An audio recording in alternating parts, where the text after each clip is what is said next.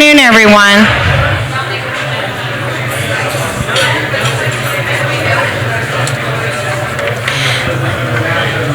Good afternoon. I hope everyone enjoyed their lunch. And those of you that weren't here earlier this morning, you missed some good discussion about the crossroads where mental health intersects with our criminal justice system. I'm Mary Lou Burnsick, the director of David's Hope, and we are here for our 2019 Step Up Arizona Award Ceremony and presentations. We're honored to have a very special guest, President of the Arizona Sheriff's Association, Jim Driscoll, here today to share with us today, and he'll also be on stage helping to congratulate our award winners this year. I want to, again, bring attention to the fact that this, not just this event, but our work year-round is made possible by the support of you, many dear sponsors that have stayed with us now for several years and continue to be the, keep the gasoline in the engine. So I'm going to mention again our platinum sponsor, Maricopa Integrated Health System, soon to become Valley Wise, and our gold sponsor, Arizona Complete Health. Tremendous long-standing support. And our silver sponsors, Care First and Mercy Care. Bronze sponsors, Banner University Health Plan, Community Bridges Incorporated, Connections Health Solutions, District Medical Group, Janssen, Neuroscience, Optum, and Taros Health. So let's give them a hand to let them know we appreciate them.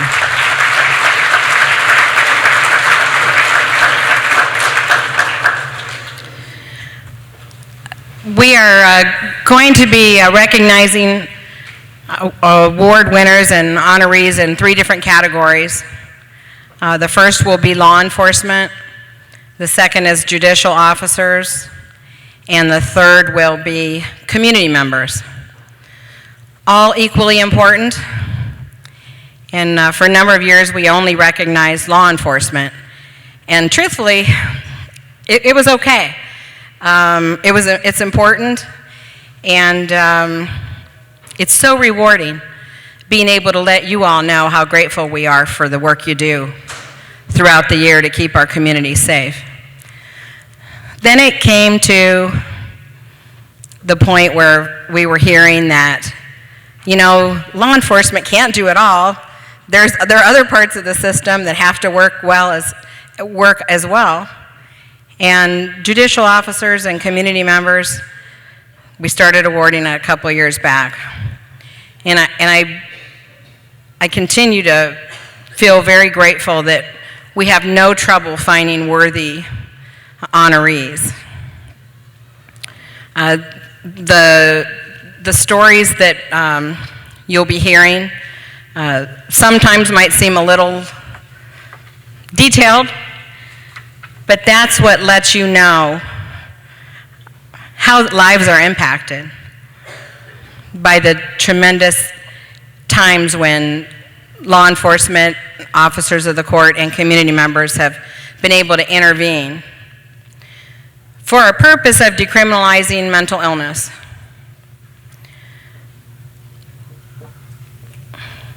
I want to thank our David's Hope board, and a special thank you to all of our David's Hope board, who's just tremendous and really are holding us together. We're a group of volunteers, and we're very grateful to Access and the OIFA office and NAMI Arizona, who have supported us through making the Mental Health Criminal Justice Coalition one of the OIFA initiatives. That is a big deal. You know, sometimes we're criticized because we're connected to evil access or connected to anything that's government, right? But as we talked about earlier, our Supreme Court I mean, it's been 10 years of Sequential Intercept, well, more than that of Sequential Intercept being around. I mean, truly, we're in the next decade. And for our state government, our access leaders, and the Office of Individual Family Affairs, we're truly grateful, and for the support of the National Alliance on Mental Illness, who will be awarding here tonight, Jim Dunn. The collaboration that really we'll talk more about when we award Jim, but that spirit of collaboration, which he emanates, is what's rubbed off on us. And we've learned so much of what we do from his example. So I just want to make sure that you have time to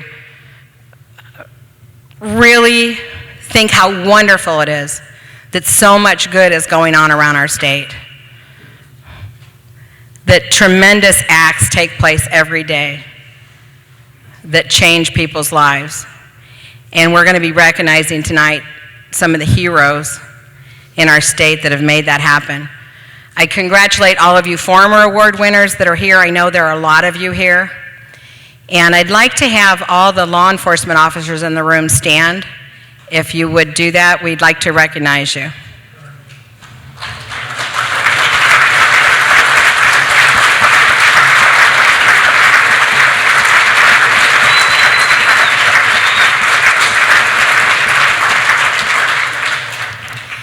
So, you know, it's wonderful when we see the results, the change that's happening. I wanted to jump up earlier during the panel for those of you that were here, and it kind of sounded like we were blaming the police for a lot of things again. And I wanted to say, well, let's talk more about the courts, because the officers are making spur-of-the-moment, split-second decisions to save people's lives and keep people safe. When we get to the courts, things have slowed down a bit. There's time. So that's why our work of our judicial officers and our community members doing advocacy is so important. Complicated, yes, but I think the most challenging thing about it is really realizing how simple common sense solutions are. And if you ever meet a really brilliant person, they're usually very simple. I mean, I learned that. And that was, I think, part of our, like Joel said earlier, it's not rocket science. And we haven't heard that for a while, but I know the Stepping Up Initiative, which most of you are all familiar with, a national initiative to reduce the numbers of people with mental illness in jail, was architected by Judge Stephen Leifman out of Miami-Dade County in Florida. And that's one of his favorite sayings, is that this is not rocket science. And I think it's interesting that, and we talked about there weren't prosecutors here, but we do have a prosecutor from the Maricopa County Attorney's Office. Gina Godby here is here, sitting right there. So we do not want to give prosecutors a bad rap.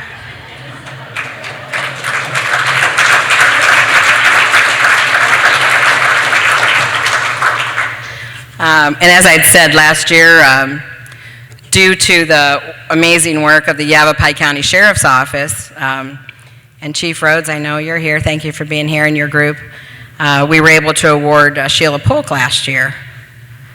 So that is due to the common sense brilliance of the Sheriff's Department that laid out the facts that the prosecutors could see that what was happening didn't make sense and didn't keep Yavapai County any safer. So that kind of work that's being done every day just is what's changing our state. And it's got the fire under a lot of us, so we want to continue to recognize that type of collaboration. That's really collaboration is what it is. There didn't need to be a study. I know we have to keep data, I know we have to have records, but we can act before we have some of the analysis and the data back to work on, right? So that's, I think, all I needed to say about that. I'm going to introduce the Vice President of Behavioral Health of Maricopa Integrated Health Services, Jean Cavella, to come and share. If you'd like to come up, we're thrilled, and we thank you again for your support from Maricopa Integrated Health System and continued support. It's not new. You've been doing it for a while, so thank you, and I'll turn this over to you. Well, thank you, Mary Lou. It's an honor to be here. I've had the privilege, probably, how many years, Sherry? 3 or 4 years of coming to this event. And like Mary Lou, I think my favorite part has always been the Law Enforcement Awards. So I'm not going to make this a shameless sponsorship message, although as the Platinum sponsor, we do have that privilege of talking about ourselves. But I really want to get to those Law Enforcement Awards because that really, as she said, is what it's all about. I believe, as a Phoenix native and spent soon to be 33 years of behavioral health work in Arizona, I'm proud that I think here in Arizona we've done a much better job than much of the rest of the country of having our law enforcement officials working with mental health and with the court system to provide better outcomes and safer outcomes. I know that no police officer, no sheriff's officer wants to have a bad outcome with someone that they're called on, and those are the great stories I remember last year and the year before. So we're going to get to those. But I did want to take this opportunity. If you have these sheets and it says Platinum, MIHS, you might want to keep those because October 1st, we will be now called Valleywise Health. And if our CEO, Steve Purvis, was here, he'd say, I want to do a straw poll. He says he's from the South, he's from Virginia, which I guess as a Phoenix person, I never knew Virginia was the South, but I guess it is. So he says, straw poll, how many people have heard of Desert Vista Hospital in this room? Probably most everybody, right? How many people know about the Arizona Burn Center? Probably most everybody.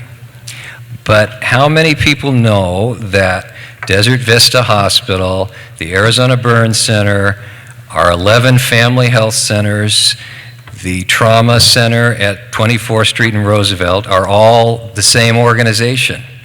Not too many. In fact, we were just talking at our table and folks didn't know what MIHS even was, so maybe retiring that name isn't such a bad thing because thanks to the voters of Maricopa County in 2014, a bond passed that gave $935 million to our organization to build ourselves up for the future. So we have acquired 8 properties. If anybody lives in the Northwest Valley, you've probably driven by the one on Grand and Peoria and 83rd that's going up. It's going to be a medical specialty clinic. We purchased the Maryvale Hospital that Abrazo closed in December of 17, and it's now open for emergency department as well as 48 behavioral health beds. Next week, we expect to get the rest of the 144 beds licensed, so a total of 192 behavioral health beds. Our district board is going to vote later this month to approve funding to put the courtroom in the Maryvale Hospital. So we are really positioned now to be doing court-ordered mental health evaluations at Mesa, at our Central Phoenix location, and at Maryvale. You notice I didn't say at Desert Vista Annex and Maryvale. So one of the hardest things, I think, for me and for all of you is as this name change happens, we are going to retire some names. Maricopa Medical Center will now be known as Valleywise Health Medical Center. Desert Vista Hospital is going to be known as Valleywise Behavioral Health Center Mesa. The annex, the behavioral health annex of Maricopa Medical Center will now be known as the Valleywise Behavioral Health Center Phoenix, and our Maryvale site, the Valleywise Behavioral Health Center Maryvale. Thanks to the voters that approved moving the hospital system from county to its own district in '03, the voters that approved, many of you in this room, I'm sure, voted yes to Prop 480 in '14 to give this bond money. We will be able to take an organization that was probably on the verge of just being closed down 20 years ago to being a premier public hospital system. Not many of you may know that we are affiliated along with Dignity Health, or they have a new name coming too, I think, Common Spirit, is that what I understand? And Creighton University, which are Creighton's building a new medical college at Central and Thomas, where the Park Central property is. Our residency programs, we are a long-standing teaching hospital, will now be Creighton University Phoenix medical residency programs.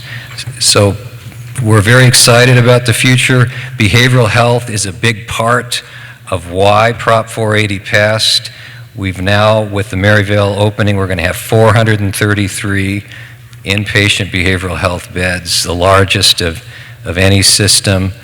We've got outpatient behavioral health programs, and so a big part of what MIHS, now Valleywise Health, is working together with all of you to make sure that people with mental illness get the physical and behavioral health care they need in order to live successful lives and stay out of the correctional system.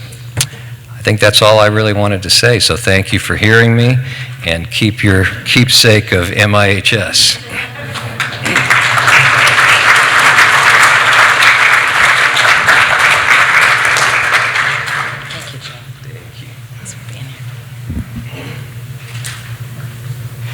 Fantastic. So there, we are building beds for treatment, not jail beds.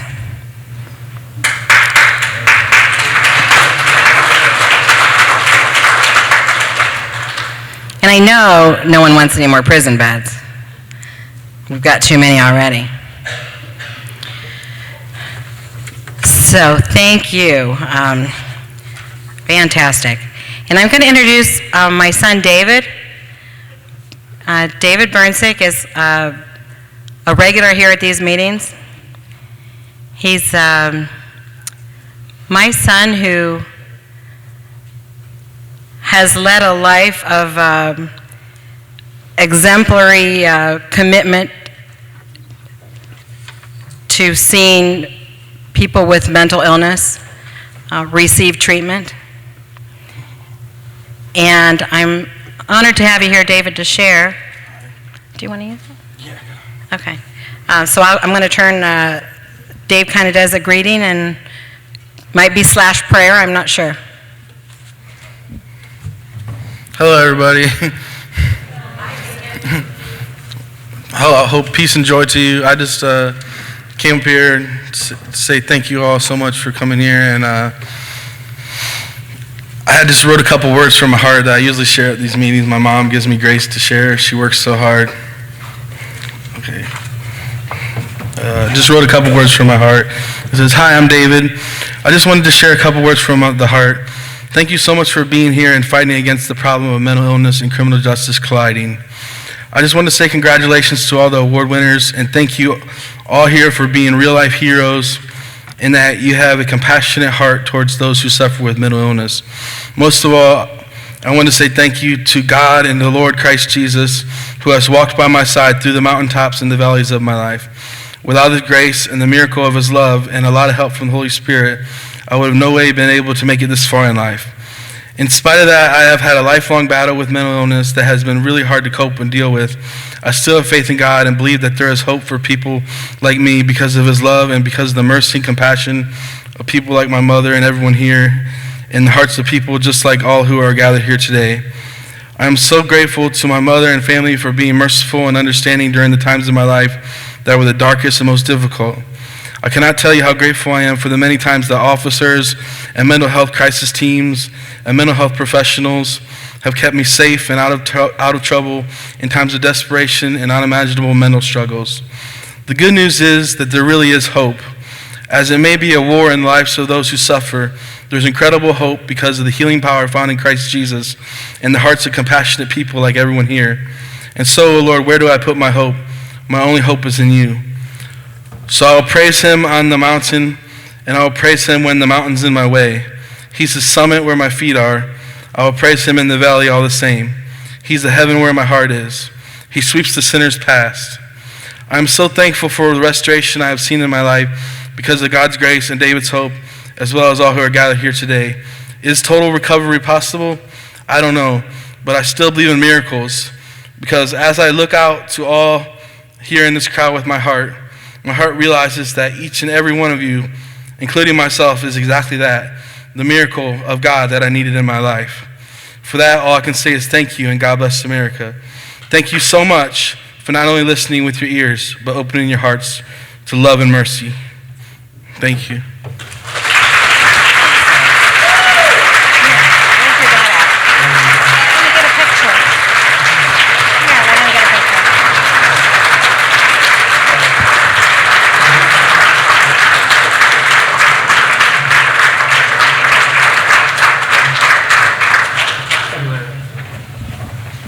Thank you, folks. Thank you, David. David has been an inspiration to me and to all that know him. So thank you for continuing to share your life with us. All right, we are ready to, I'm going to introduce Sheriff Jim Driscoll, and I'm going to tell you a little bit about Sheriff Driscoll. He took office in Coconino County in January 2017. He's honored to have served Coconino County for 45 years and has worked in areas of patrol, detention, investigations, and emergency management.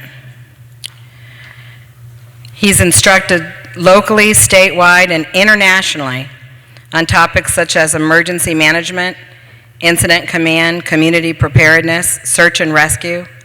And the search and rescue is challenging in Coconino County. I love when he tells the stories up in the mountains. Mental health awareness, violence in the workplace, situational awareness, and critical incident response. There's much more, but I'm just going to give you the brief version. Jim has a Bachelor of Science in Criminal Justice from Northern Arizona University. He's a graduate at FBI National Academy and International Association of Chiefs of Police Leadership and Police Organization, an Executive Leaders Program at the Center for Homeland Defense and Security. And beyond that, Sheriff Jim Driscoll has been an outstanding example of a sheriff who wants to promote the decriminalization of mental illness and improved collaboration between those two systems. So thank you, Sheriff Driscoll, for being here.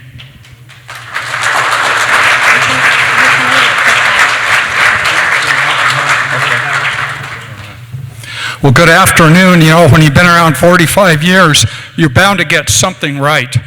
And what she talked about is, 45 years of service working in one county. You get to experience a lot of different things. So, again, I've been very fortunate throughout my career. You know, it's certainly an honor to be here representing the Arizona Sheriffs. The Arizona Sheriffs are committed to supporting and advocating for David's Hope and Step Up Arizona initiative. We've been involved for a number of years, and I think all of you know one of the largest jobs or greatest jobs that all 15 of us sheriffs have is managing our jails. And they're also the greatest source of litigation that the sheriffs face throughout Arizona. There's a lot of people who go through our facilities, tens of thousands every year. And that creates many opportunities, but it also creates many problems. And I'll share a few of those with you in a few minutes. This morning, I was absolutely inspired by the two panels. I've been coming here for several years to this event, but to listen to those 7 people this morning, I just come away going, we have accomplished so much, and we have so much more to accomplish in the future. We need to create those opportunities, and I'll try to talk about those in a few minutes. You know, listening to Joel this morning, he talked about the closure of mental health institutions, and all of you have heard about that, where they were closed back in the 60s and 70s. And those issues and problems associated with dealing with the mental health community were passed on to local government, and in many cases passed on to families to deal with, that were ill-equipped to manage or deal with those problems as well. He also mentioned the criminalization of mental health. And I think if we start looking at the populations within our jail, I think we've probably criminalized being poor as well.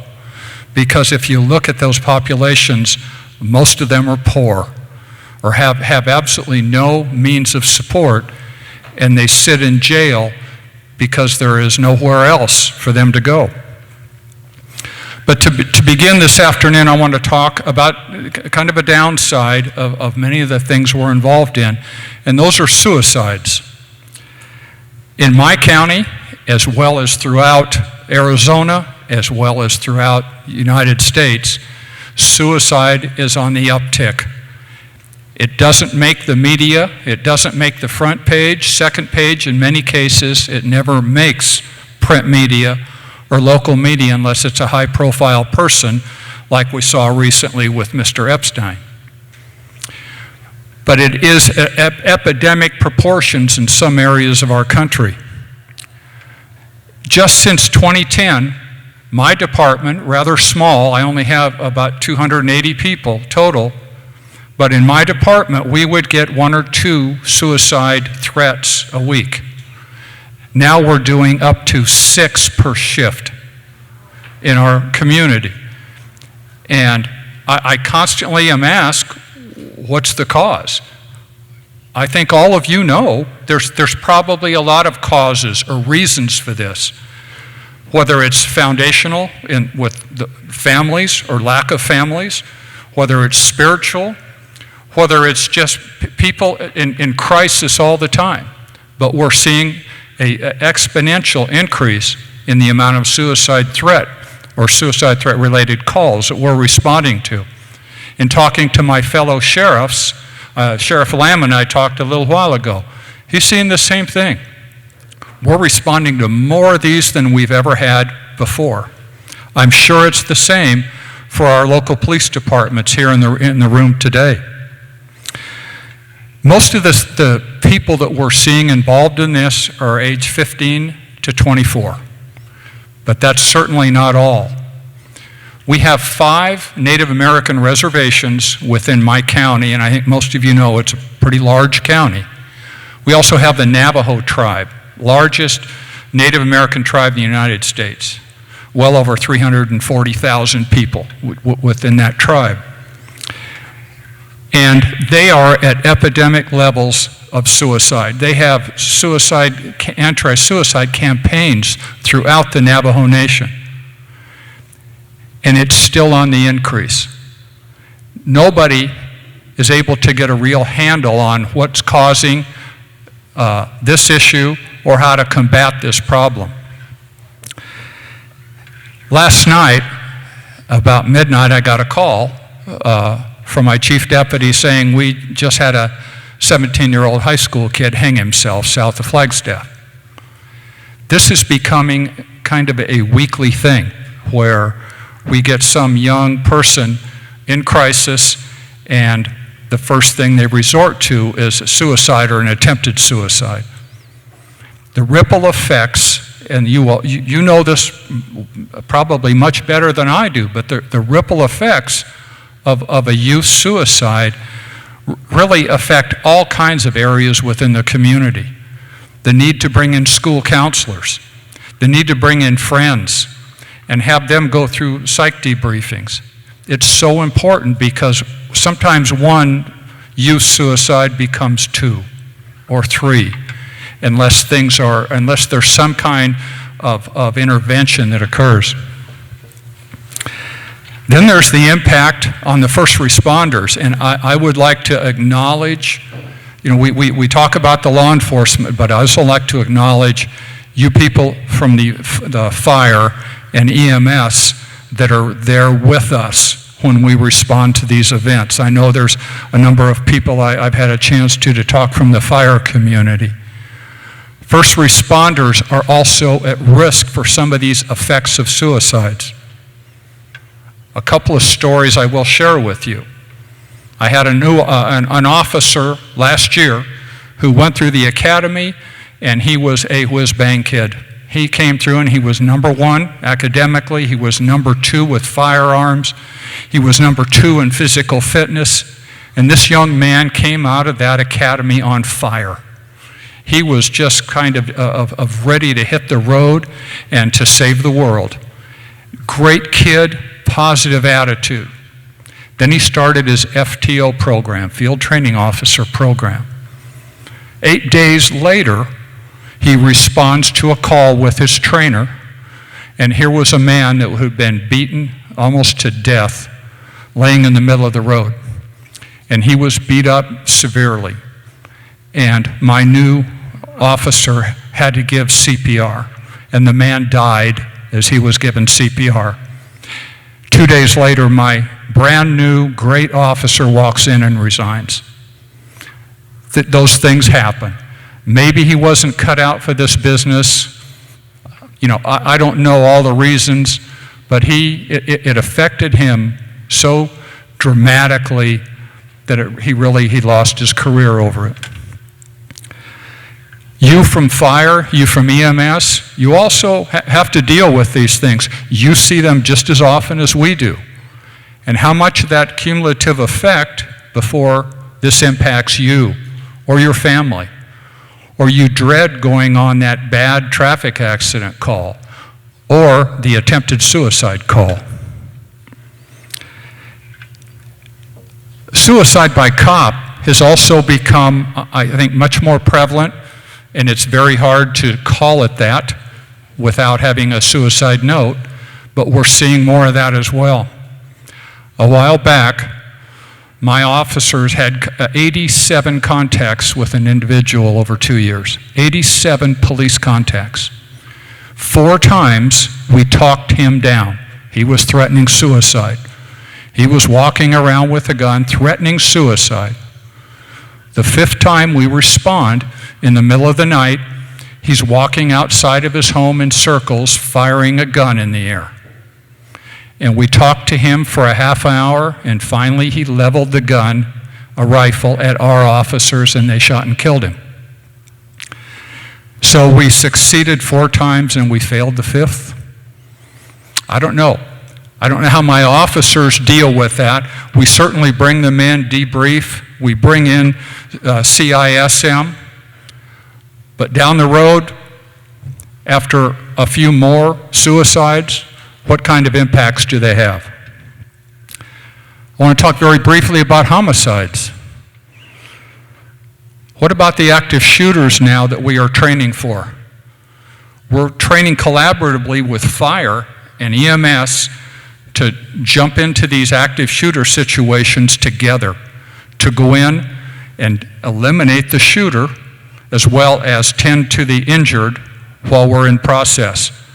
Not waiting, because the past training was go in at all costs and eliminate the shooter. Well, now we're taking fire and EMS with us into these situations so they can tend to the injured while the shooter is still eliminated.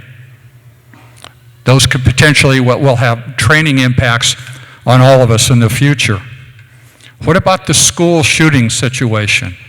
Every time we have one, the sense of urgency, the sense of fear throughout our country comes up. What kind of impacts is that having on our kids as they as their parents buy them bulletproof backpacks, as their parents try to prepare them for the what if? What are we doing to our future generations? Are we scaring them to death? Are we preparing them? I don't know. Maybe somebody from the psychological side can offer more. But again, what are going to be the impacts to all of us in the future with that? As we get closer to the next legislative session here in Phoenix, the red flag law is going to come up. It was proposed last year, and it failed in our legislature. But the whole idea of red flag laws is going to be put out there again. How do we respond? How does the mental health community, the law enforcement community, the educational community respond with red flag laws? And whether you support them or oppose them, something will probably end up being passed that's going to cause impacts.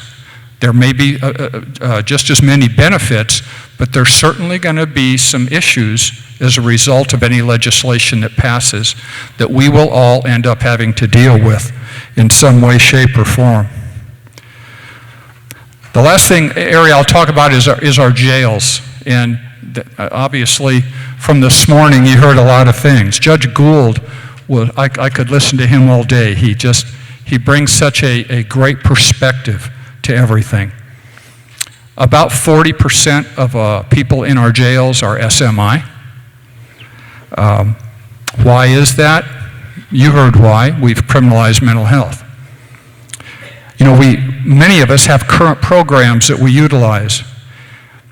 And to expedite people suffering mental illness through our programs. But we get them, those programs, do they just get them out of jail and then what?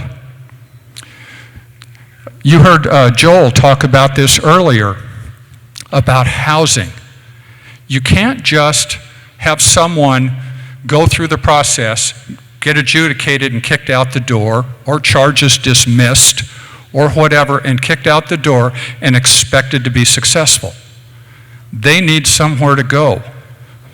All of us know, we talk about domestic violence within our communities. We talk about people associated with substance abuse.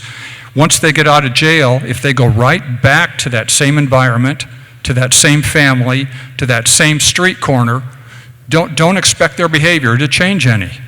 We need that, what's called in my county is that warm handoff. The handoff from jail to some housing, some service in the community that's going to help them be successful and keep them from reverting back to those behaviors that originally put them in jail. Without that, we're just spinning our wheels and kicking that can down the road. So those are absolutely vital that we don't, I agree with what was said this morning by Joel, that we don't reinstitute mental health institutions, but we have to have some interim level of care and housing in order for those people to have a decent chance at success. What about co-occurring disorders evident in most of our people that was experiencing these problems? What is the prevailing attitude? Because I can tell you in my county, and I think as in many others, in the past, our job, or we viewed our job as get the person off the street. Get the person off the street and into jail. That way the community is safe. That way the person is safe. And so once that person is safe, the community is safe, the sense of urgency to deal with that person really goes down the drain.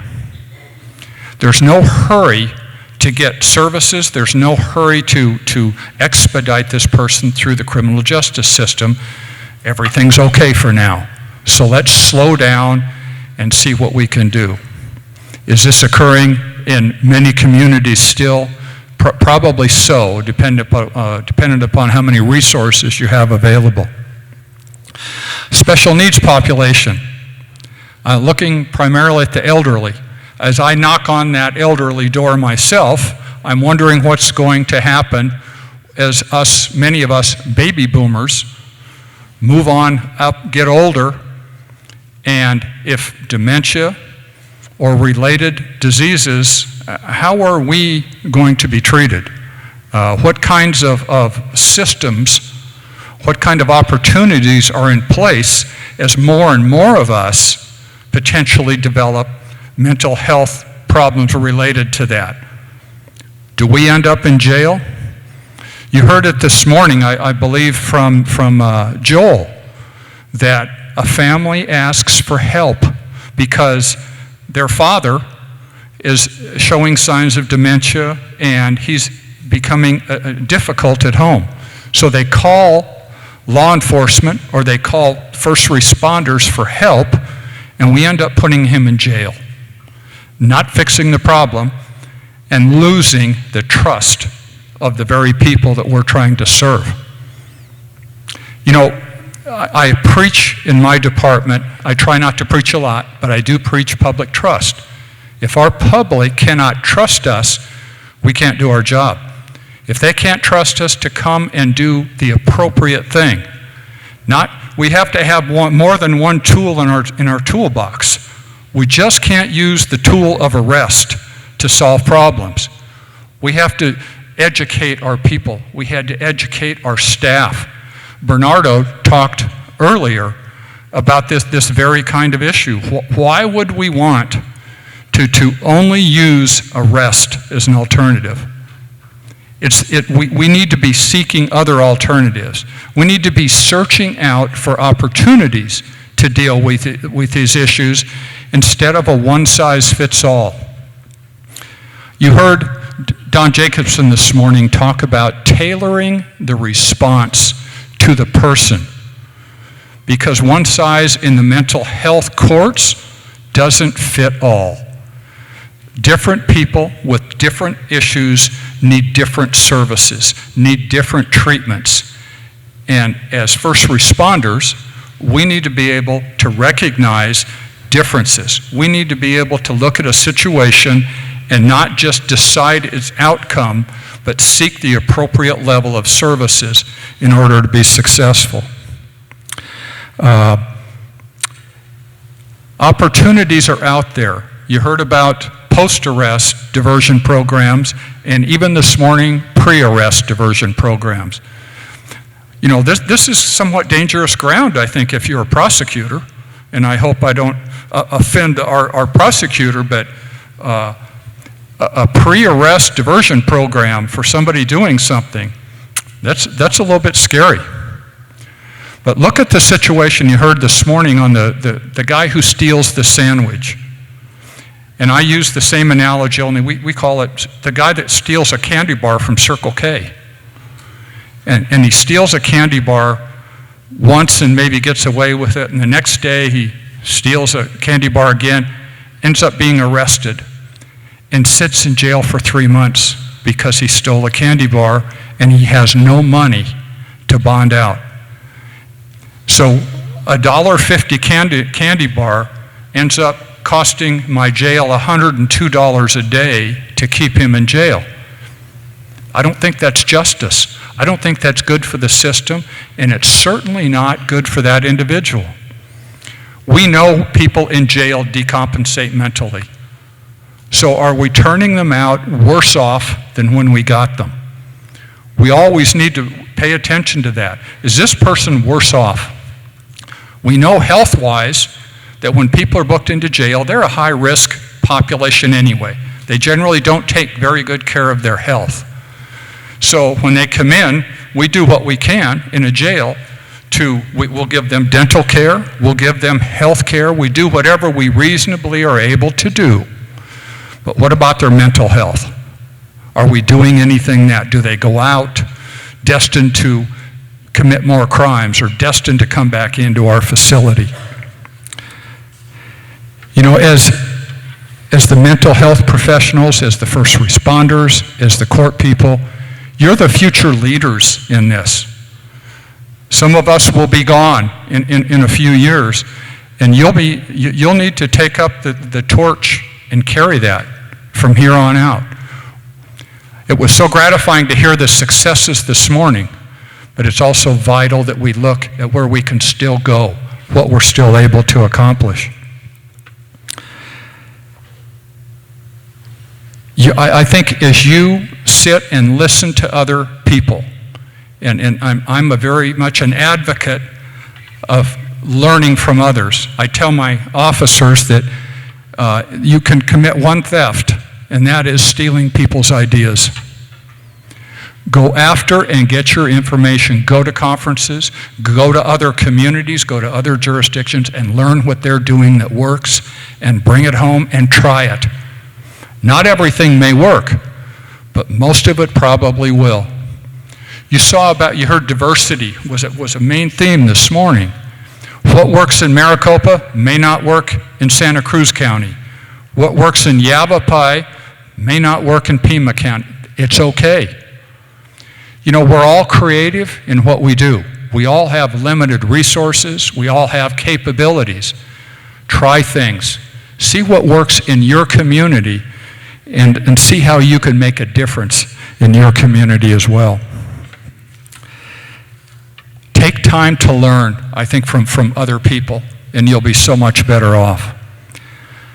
You know, today we're here to honor those who are creative, to honor those who have come up with these ideas, who've developed solutions, who have taken a tough situation and turned it around and made it positive. Talking about making a difference in your community. And that's so gratifying to be able to see those individuals that worked on the mental health criminal justice, that worked on legislation, that provided education to others. But the last thing I want to mention is to thank Mary Lou and the board of David's Hope, because none of us would be here were it not for her efforts and the efforts of her board. The tremendous difference that they have made in this state is unequaled. And I think it's very, very important to acknowledge that and to thank them for what they do. And again, it's certainly an honor to be here to help doing that award.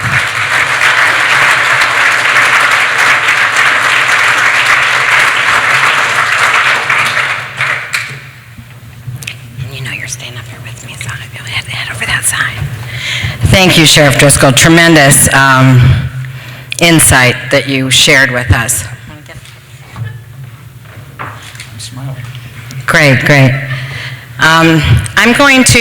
We're going to begin the awards, and I'm going to ask Ray Hoff and Sherry Phoenix to come up to the stage.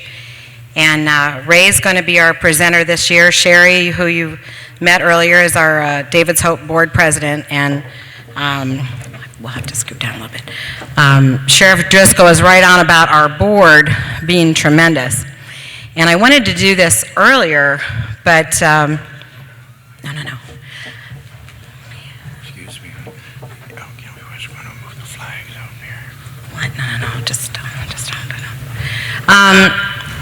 I wanted to earlier talk about two of our board members who none of our work would go on without if they left us tomorrow, and that's Ray Hoff and Steve Harvey. Steve, would you stand?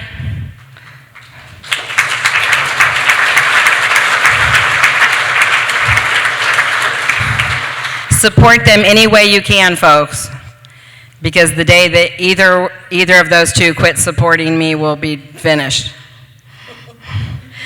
And Ray has a wonderful bio in our program, and she was a registered nurse, worked for 30 years, and did all sorts of work in labor and emergency rooms and hospice. She's been a mental health advocate for 15 years, mainly due to her youngest son suffering from a dual diagnosis of bipolar and substance abuse, and having frequent problems with the criminal justice system. He currently is incarcerated in the Arizona Department of Corrections. And I'm just so proud of being able to work with this woman. and to stand here next to you, Ray, and have you be our presenter this year. Oh, thank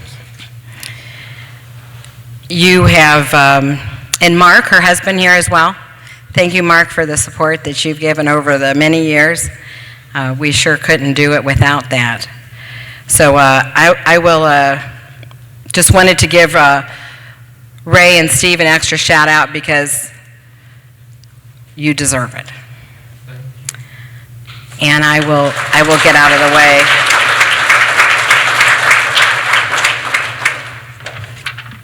Do you want to put this? Yeah, I'll put it in the stand.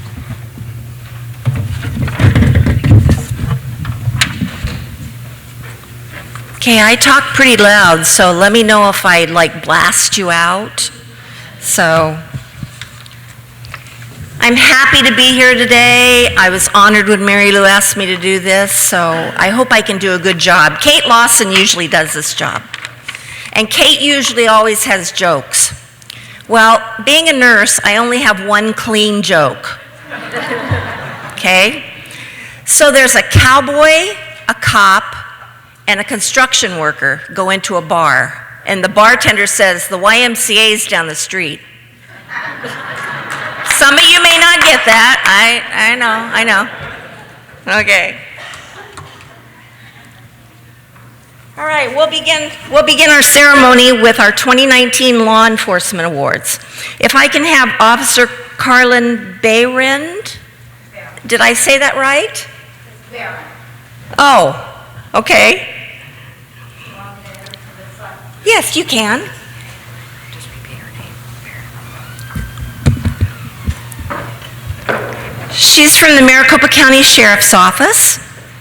Defendants that are booked into the Maricopa County Jail with mental health needs are greatly benefited by a diligent MCSO detention officer, Carlin Behrend.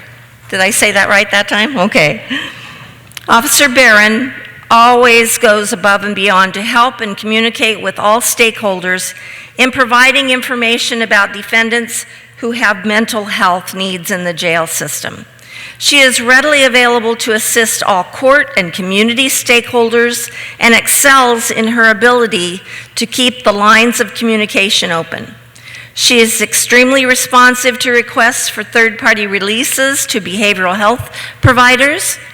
As a long-term officer in the Sheriff Information Management System, Officer Behrend provides the necessary link to provide a continuity of care to individuals with a serious mental illness.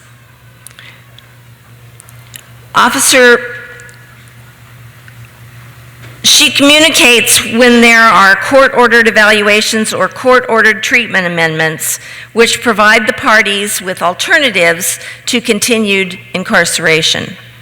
Officer Behrend's nomination was submitted by 8 City of Phoenix Municipal Court officials and staff, including Mental Health Court Judge Michael Hensey, the Assistant City Prosecutor, defense attorneys, a mental health specialist, a bailiff, and other court staff.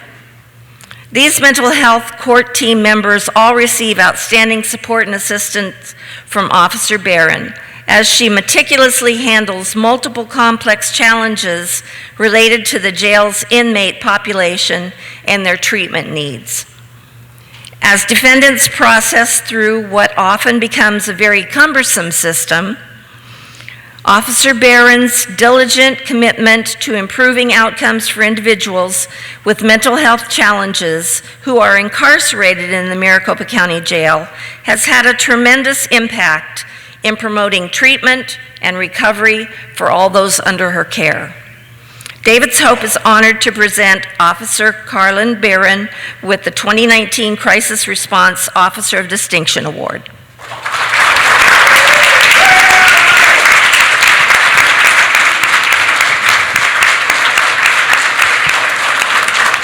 I accept this with great honor. I've worked for the Maricopa County Sheriff's Office for 34 years. I wouldn't be here if it wasn't for all of you. And my mentor is Michael Judge Hensey. I first met him as a commissioner for Superior Court. I worked with him when he was at Desert Vista and City of Phoenix, and he's greatly touched my life and all his staff. Thank you guys very much.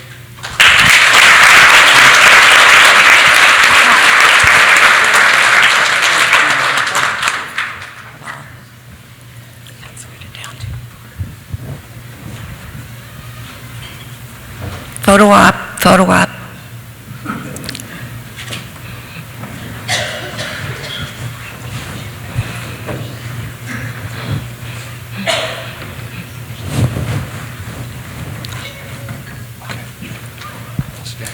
Can I have Detective Sean Deegan from the Pima County Sheriff's Department come up?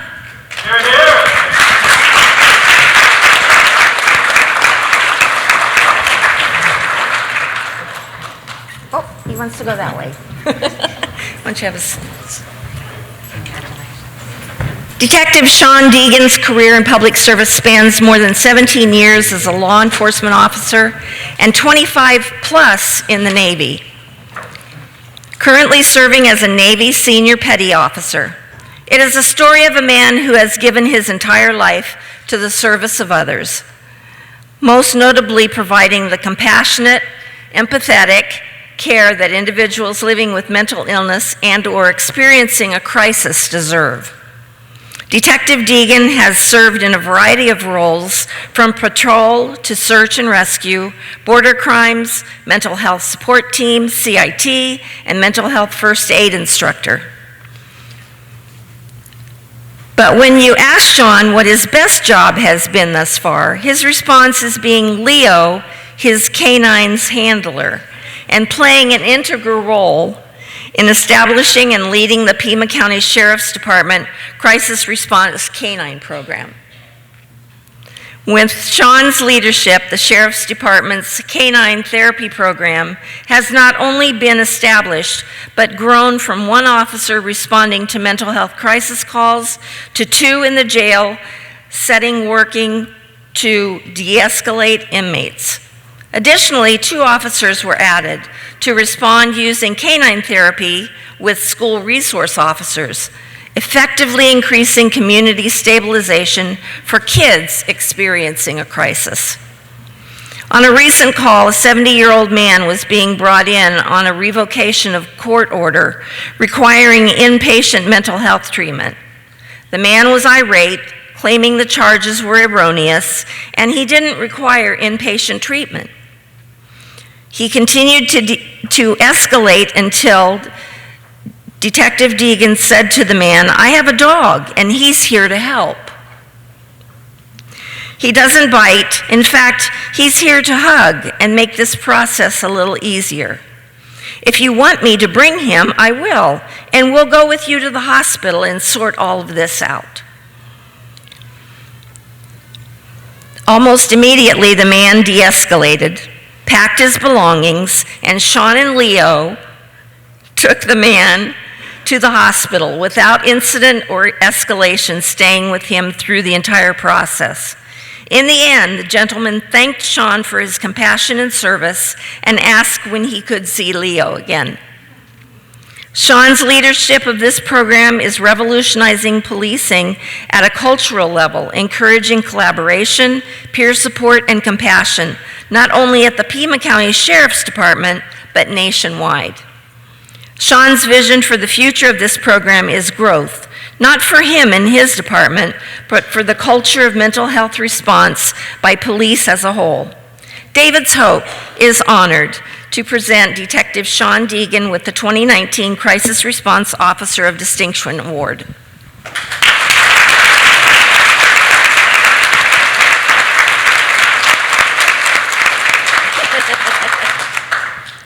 Thank you very much. I want to thank Arizona Complete Health, who've partnered with us for this program, our command staff who supports this 100%, and especially Anthony, who is here with Scottsdale Police Department, who basically I met 3 years ago, and from that moment on, couldn't dream of doing anything else. Nothing against the SAR days, Sheriff, but we had a blast doing that. But this is absolutely the best job I've ever had. Thank you very much.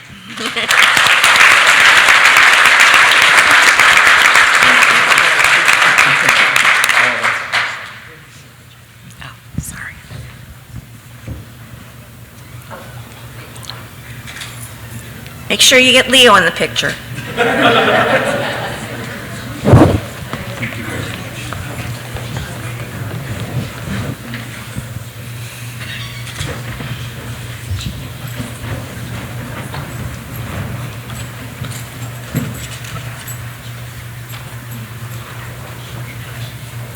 Can I have Detective Stacy Dwyer, I hope I said that right, Scottsdale Police Department, come up?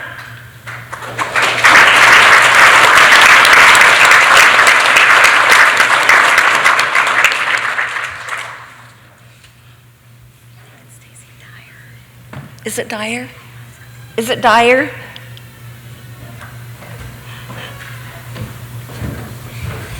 Detective Stacy Dyer is a 16-year veteran with Scottsdale Police Department. In her career, she has patrolled as a patrol officer, detective, crisis intervention officer, SWAT negotiator, and is currently assigned as a school resource officer. Detective Dyer has positively impacted the lives of many of her students. On one occasion, she responded to a student who had barricaded himself on the roof of his junior high school. By utilizing her training and experience in crisis intervention and crisis negotiation, she was able to use her active listening skills to establish a rapport with the student. She talked him safely down from the roof by listening to his grief about teachers and talking to him about the sports he likes to play.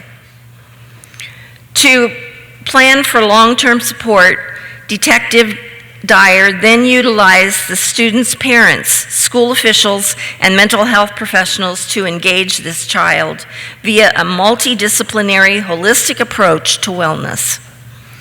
As a CIT-trained SWAT negotiator, Detective Dyer negotiated an armed and barricaded person experienced mental delusions out of a motel bathroom and onto the patio via a face-to-face negotiation. Officers were able to take the subject into custody safely with no officers or citizens being hurt. She did the same with a subject barricaded in a stolen car in a city park with a gun. She negotiated for several hours over a loudspeaker, and although the subject did not surrender, Detective Dyer was able to get the subject to throw the gun out of the vehicle, and the subject was later able to be taken into custody without incident. In a third incident, Detective Dyer engaged a subject with multiple warrants who had barricaded himself inside his mother's home. Detective Dyer stayed with the family, waiting for the subject to contact the mother, which he finally did by phone.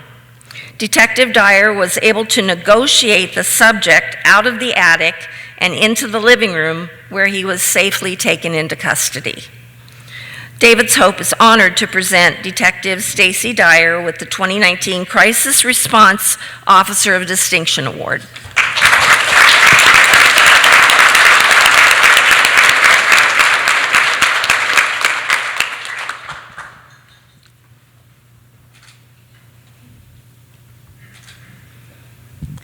Thank you very much. The SWAT negotiation is an auxiliary part of my job. We don't get to do it very often. I do thank my team for supporting me and always being with me there. This is not something that I can do on my own. It truly is a team effort. So I do definitely want to recognize my team for that. And I thank my supervisors for having the faith in me to do this job.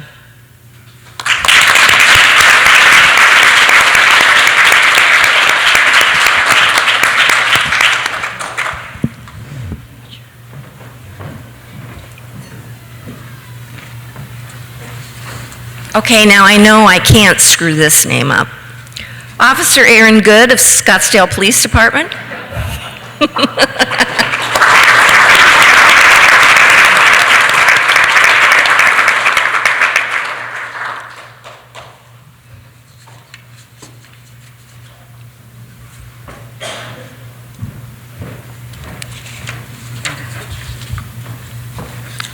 Officer Aaron Good regularly responds to mental health crisis events in the community he serves. Officer Good works diligently and skillfully to produce a good outcome for those involved at the time of the incident, but he also is committed to be sure follow-up is provided by crisis professionals. Responding to crisis calls is routine in law enforcement. In April 2019, Officer Good responded to an attempted suicide on his beat. Upon arrival, he found the subject had already made the attempt. Officer Good was able to make sure the subject could not further harm himself and ordered immediate medical assistance. Upon further investigation, it was discovered the male subject had experienced a severe recent traumatic event. Officer Good utilized the Scottsdale PD's crisis intervention team to respond to and assist the wife of the male subject, while he responded to the hospital to make sure the man received psychiatric treatment. Officer Good continued to follow up with the man and his family after the incident to offer support if requested. On another occasion, Officer Good was able to assist an autistic and nearly nonverbal young man walking along a main road in his beat, who had wandered from his home, becoming disoriented and lost. By reviewing a library card held by the man, Officer Good was able to contact his family and drive him back to his home. The young man's mother, who was his caregiver, was unaware that her son had wandered off until she was contacted by Officer Good. Officer Good is skilled at helping to identify individuals who are experiencing delusions and or exhibiting dangerous behavior due to mental health issues. He willingly assists with and initiates Title 36 petitions when needed and testifies in mental health court to assist individuals in receiving needed treatment. His skill and compassion has created a link to treatment for many who live with mental disorders. David's Hope is honored to present Officer Aaron Good with the 2019 Crisis Response Officer of Distinction Award.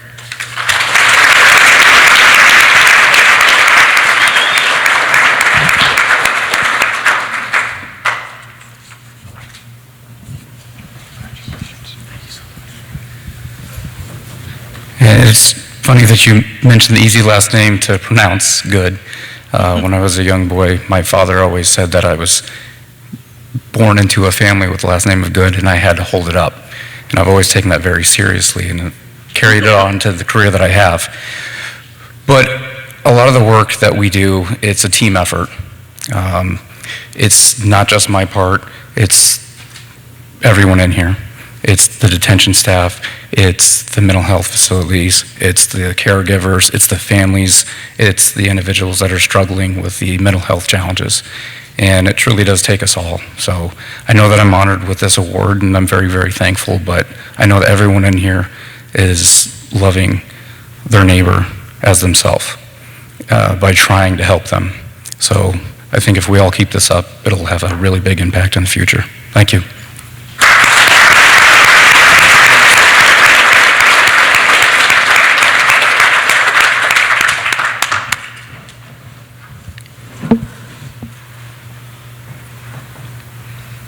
Okay, let's see if I can get this name right. Sergeant George Kinsvater? Accepted by Mark Lamb. Oh, it's accepted by Mark Lamb. Sheriff Lamb.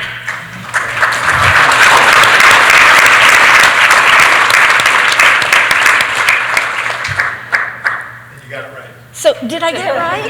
Great, great. I forgot to say that Sheriff Lamb was with Pinal County. Of course, we probably all know that. Sergeant George Kinsvater has been with the Pinal County Sheriff's Office for 13 years and has over 13 years of military service in the U.S. Army and Arizona Army National Guard. His accomplishments at PCSO include a Medal of Valor and Life-Saving Medal and an official commendation. Nice. One night before daybreak, Sergeant Kinsvater, along with another deputy, responded to a caller in crisis at a residence in the Santan Valley. A man had called the sheriff's office after reaching crisis point. The distress was fueled by multiple traumatic events, including the loss of both of his parents, followed by the loss of his sister, and most recently, the loss of his wife of 37 years. Sergeant Kinsvater patiently spent his time on scene listening as the man expressed his pain and hopelessness, learning he had not been sleeping or taking care of his daily needs. Sergeant Kinsvater offered to transport him to a mental health facility, to which he voluntarily agreed. During the transport, Sergeant Kinsvater continued to listen compassionately and offer him words of comfort and encouragement.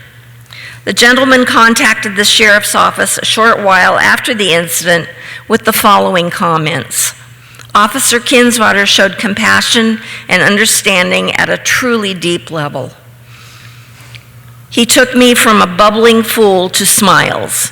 He guided me to the road of dealing with my grief, thus my long-term healing. For that, sir, I am forever grateful. Then a few weeks later, he again wrote in saying, I'm doing much better dealing with grief in a more positive way. Your officers are too often scrutinized by the public's perception that all they are out there to arrest. What's sad is that the good they do at the human level is too often overlooked. You mentioned that PCSO is doing more training in dealing with mental health issues, which today's society struggles with more than ever. That doesn't make us bad people. We're just seeking help and don't know how to ask for it. Sorry if I'm rambling, but this is an important issue that you folks seem to be addressing in a positive way. Thank you. You guys are appreciated. As testified to by those he serves, Sergeant Kinsvater's skill and compassion is saving lives and shining the light of hope onto the paths of those in need. David's Hope is honored to present Sergeant George Kinsvater with the 2019 Crisis Response Officer of Distinction Award, accepted by Sheriff Lamb.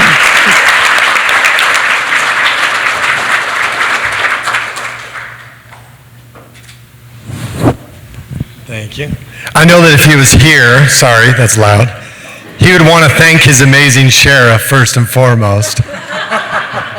No, I just want to, George Kinsvater, Sergeant Kinsvater is an example of the good men and women that go out and do this job every day, and I'm blessed to work with fine men and women like him. And kudos to all of you that are here today. Everybody here cares about what's going on. This is a crisis here in this country, and it warms my heart to see so many people active. And especially I want to say thank you and congratulations to all of those who are receiving awards today for your outstanding work. I know from a leadership standpoint, and I think I speak for Sheriff Driscoll as well, you have no idea how much we appreciate as administrators and as sheriffs the fine work that you do on a daily basis. So God bless everybody. Thank you.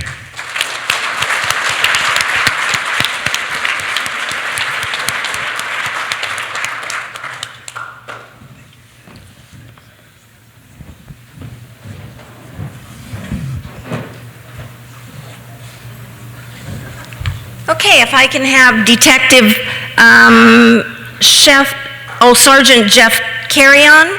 He's accepting the award for Detective Lisa Scott and Detective Tomoki Scheidemann. Lisa Scott's here. Huh? Lisa Scott's here. Just read it what it says. I did. Lisa's here. Lisa's not here.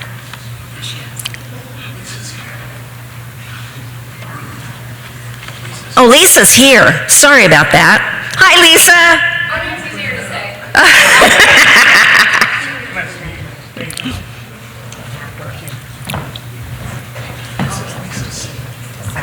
Hey, if I can screw anything up, I can screw this up really bad. This is a team award that we give away. Detective Lisa Scott and Detective Tomoki Scheidemann. Did I say that right? Yes, Tomoki Scheidemann. Okay, I got that right. Are tremendous examples of what crisis intervention teams should look like through their efforts to coordinate and collaborate with the behavioral health system in the community. Their team has created great impact for good in the West Valley CIT Coalition, supporting quarterly trainings for officers in that region. Their efforts, coordinated with the leadership of the Peoria Police Department, has also made significant strides in serving the needs of the city's homeless population. Lisa and Tomoki share a passion to locate and serve homeless men, women, and children. Their skill and tenacity has been the lifeline to the resources these homeless or at-risk individuals need. To that end, Detectives Scott and Scheidemann have been the creators of mental health and homeless resource fair events, which open the doors leading toward access to both substance use and mental health treatment services. The resource fairs also strategically provide education and referrals to assist with the recipient's legal needs.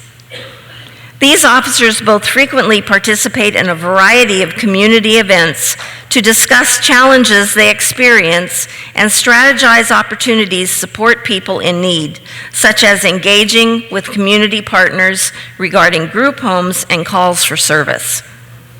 Lisa and Tomoki are true examples of professionalism in law enforcement. Their willingness to become directly involved, to reach out and extend a hand of support to community members most in need, best demonstrates their outstanding service. This was seen in their work with an individual who had ongoing challenges in maintaining housing, staying involved with his clinical team, and staying out of the justice system. Time and time again, it was Lisa and Tomoki who connected with the team, the crisis facility where he goes on occasion, and his probation officer to see how they could best support this recipient to minimize his legal troubles. The intervention they provided for this individual and many others is making a life-changing difference for those in need. David's Hope is honored to present Detective Lisa Scott and Detective Tomoki Scheidemann with the 2019 Crisis Response Officer of Distinction Award.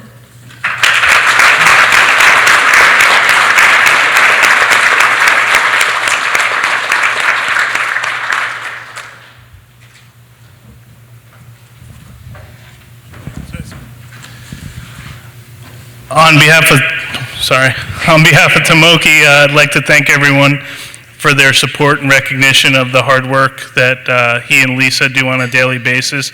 I was fortunate enough to become their supervisor about 6 months ago, and I've gotten to see firsthand some of the work they do on a daily basis where they truly do change people's lives. I'll let Lisa speak to that a little bit more. It's my turn. Well, I want to thank each of you. I mean, it really does take a community to do this. So it takes law enforcement providers and literally the community members to go out there and help us as well. So when the community works together, we're the ones that shine that little light of hope for all those that are out there, especially our homeless. Sometimes they feel forgotten. We're the ones that get to tell them they're not.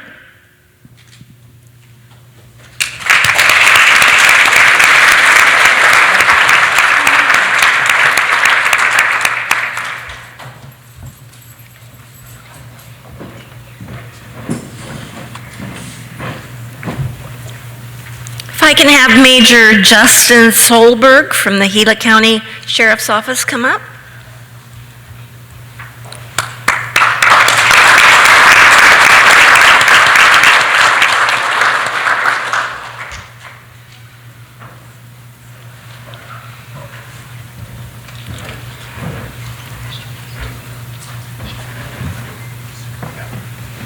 Major Solberg is commander over the Gila County jail system. He possesses the unique ability to balance compassion and empathy with inmate safety and law enforcement. He is a leader who created a new culture in the jail. His efforts in collaborating with community partners has paved the path to recovery for inmates with mental disorders. His leadership has been an important driving factor in the success of the Gila County Criminal Justice Behavioral Health Coalition. Whew, that was a mouthful. Major Solberg has worked for many years to bring program development within the jail system, which will provide behavioral health services to inmates experiencing acute psychosis that will be both timely and effective. Efforts by Major Solberg included working with providers at the local behavioral health agency with a vision of providing psychiatric practitioner services in the Gila County Jail. His leadership was both compassionate and unrelenting as he continued to stress to all who would listen the need for services in the jail health system to be able to have the ability to diagnose mental illness, provide needed medications, as well as provide a stable environment for those who are incarcerated. Working together with local treatment providers, there were many obstacles the county had to overcome. First of all, a huge funding barrier. Major Solberg, through his vision and leadership, approached the sheriff and the County Board of Supervisors, and all agreed upon and approved a funding model. Community Bridges personnel who have worked with Major Solberg to see the vision become reality was able to build a telemed video cart for his program and provide a staff member to assist with the operation. Community Bridges medical management team provided the psychiatric practitioner, and on March 19th, 2019, Major Solberg's psychiatric telemedicine program went live in the jail. Major Solberg's outstanding leadership has been an important driving factor in the success of the Gila County Criminal Justice Behavioral Health Coalition. David's Hope is honored to present Major Justin Solberg with the 2019 Crisis Response Officer of Distinction Award.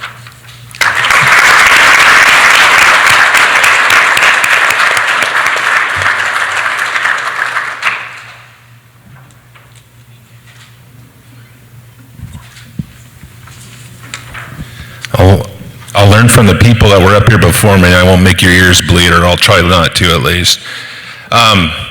I do not like being in the limelight. I'm usually the one that's submitting people for awards, accolades, recognition. So to be honest, I'm quite embarrassed to be up here in front of you, but I am honored nonetheless. So thank you. Needless to say, you won't see my face on the news telling you what the monsoon storm looked like that shut the power down to the jail. I'd like to thank Sheriff Shepard, who is not here today, as well as the command staff for giving us the latitude and encouraging us to explore programs to start in the jail to work towards this epidemic that we're all facing. The money is out there. You just need to know where to look, and I'd like to see the partnership between mental behavioral health and law enforcement continue to grow. We're all doing a fabulous job. Trust me, I've talked to the East Coast, some of the people on the East Coast, so we're far ahead of them. So keep up the good work. It takes all of us. Thank you.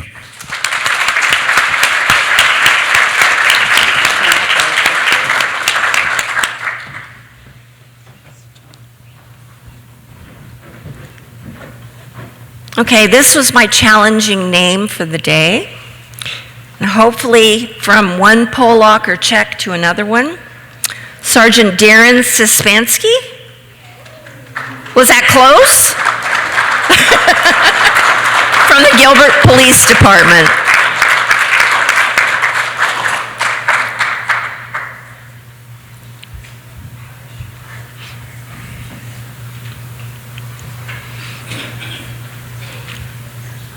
I really thought I was going to get that wrong. Okay.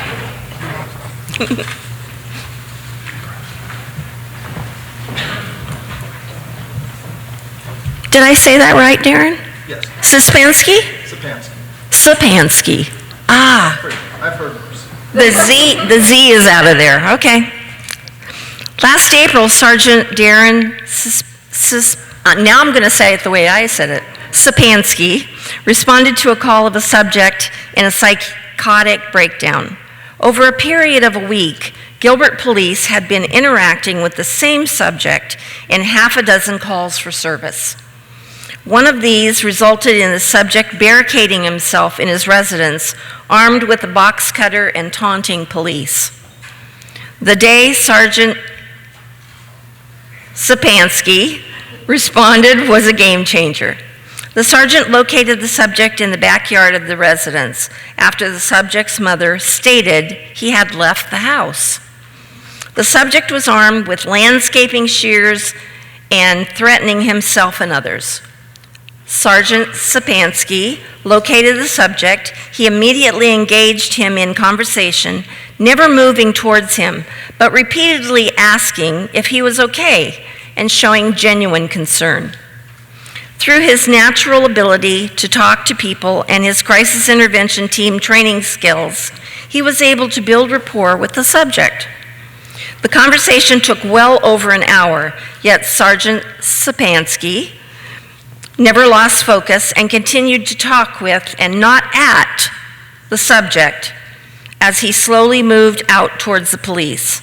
The process was slow to begin, but due to the empathy and concern of this highly skilled sergeant, the subject began to relax and open up more and more as the thoughtful interaction continued. The result was the subject exiting a hidden area of a side yard, then coming out of the gated side yard all together to the front of the house, sitting on a stoop and talking with a crisis response team. After a previous call involving this subject ended in a high-risk barricade situation, the achievement of a peaceful resolution with the subject coming out, talking to a crisis team, and afterwards being admitted to a mental health facility for evaluation was a direct result of the patient and skilled work of Sergeant Sapansky. The mother spoke out that evening, seemingly amazed at what had just transpired, saying, "I don't know police could help like." She stated her son normally just fights with police. Sergeant Sapansky has created a lifeline to recovery for this and numerous other individuals and families. David's Hope is honored to present Sergeant Darren Sapansky with the 2019 Crisis Response Officer of Distinction Award.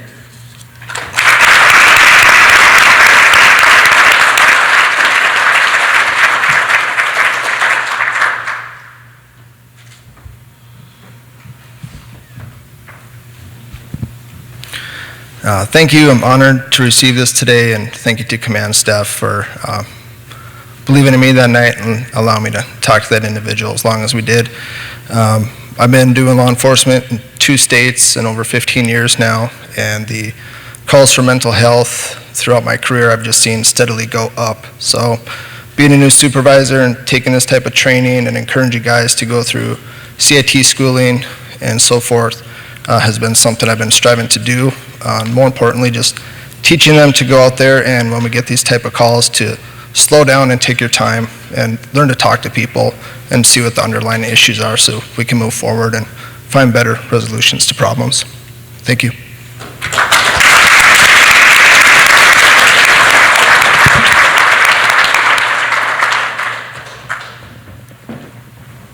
Now we'll move on to our award for our judicial officers. This award is to Judge Michael Hensey of the Phoenix Municipal Court that's being accepted by presiding Judge Don Taylor.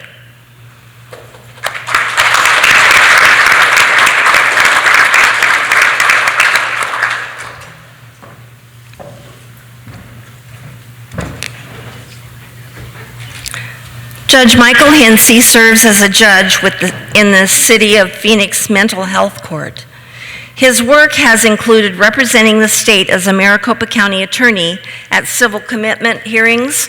He later became a commissioner in Maricopa County and aided in creating awareness of the need for expansion of practical court services to serve individuals who have a mental health disorder. Within the Phoenix Mental Health Court, he has developed a dedicated team which has worked to create and implement a misdemeanor diversion court that gives many defendants the opportunity to avoid criminal charges as they link into and engage in a wide variety of behavioral health treatment services and supports. Judge Hensey has immense experience in working with people who have a mental illness and require treatment with supports, which will help them find and remain on a path to recovery. He puts unending hours into finding out what types of treatment services can be offered to the defendants passing through his court. Judge Hensey is also widely known and appreciated for his skill in bringing people together, including prosecutors and defense attorneys who are natural opponents, to get the recipient a plan which will help give them the needed assistance so they can successfully engage in effective, timely treatment and eventually realize a successful outcome. Michael Hensey shows each defendant compassion and respect. His leadership has created a truly exemplary therapeutic treatment court. It is commonplace to hear defendants and others express their gratitude for his patience, as he is careful to be certain each individual understands what needs to be accomplished. When progress is made, the encouragement which Judge Hensey bestows on recipients in his courtroom is also shared with court staff, caseworkers, and the entire behavioral health team. The example he has set has changed the culture into a setting where successful outcomes have become commonplace. David's Hope is honored to present Judge Michael Hensey with the 2019 Judicial Officer Mental Health Criminal Justice Collaboration Award.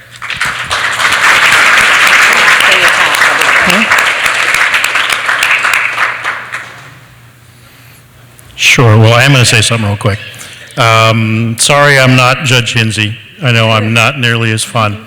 If you know Mike, and everybody does, you're not going to be at all surprised that he can't be here today because he's on a cruise back in the Northeast. But he did just text me.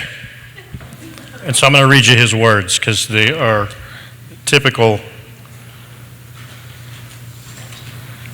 Mike.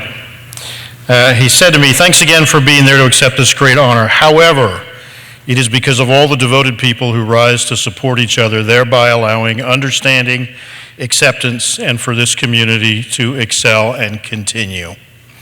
I think that says it in a nutshell. I could not be prouder as the presiding judge of what Judge Hensey and the court staff have created and continue to develop in the Phoenix Mental Health Court. So on his behalf, thank you.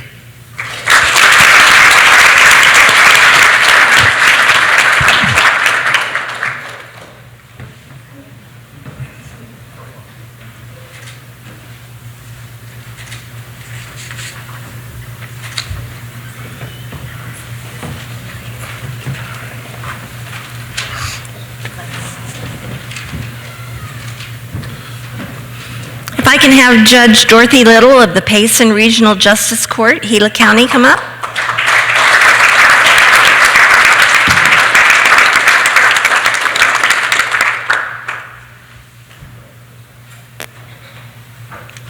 How's the weather up in Payson? A lot cooler than here. Yeah, I bet.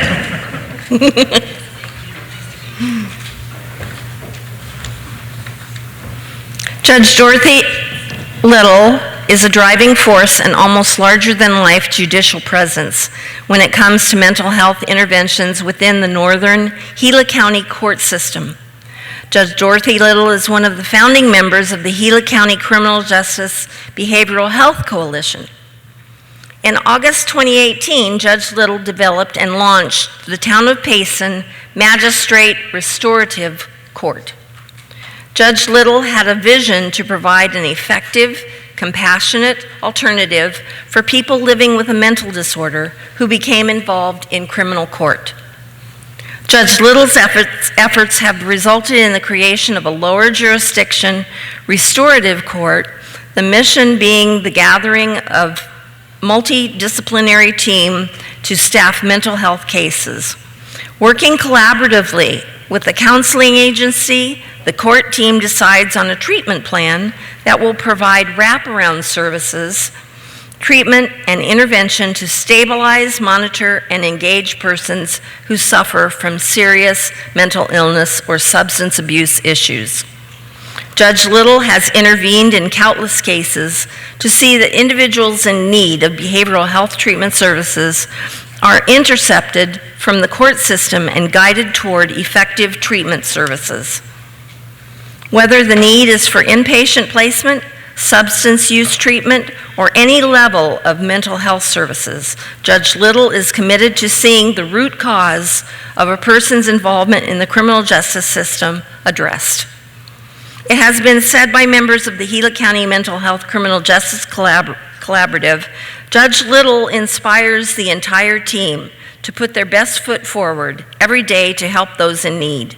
Untold numbers of people in need have received behavioral health treatment and support because they were fortunate enough to experience intervention by Judge Dorothy Little. David's Hope is honored to present Judge Dorothy Little with the 2019 Judicial Officer Mental Health Criminal Justice Collaboration Award.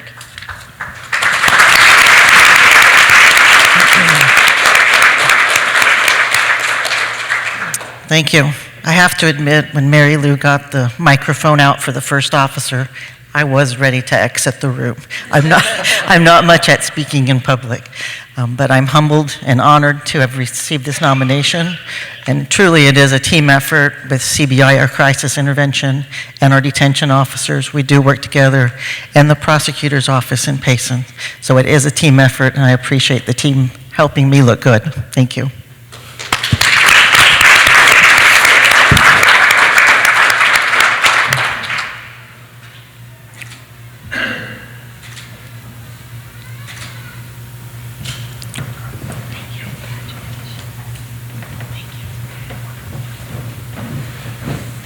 If I can have Judge David Huerta and Judge John Taylor of the Kingman-Surbat Justice Court come up.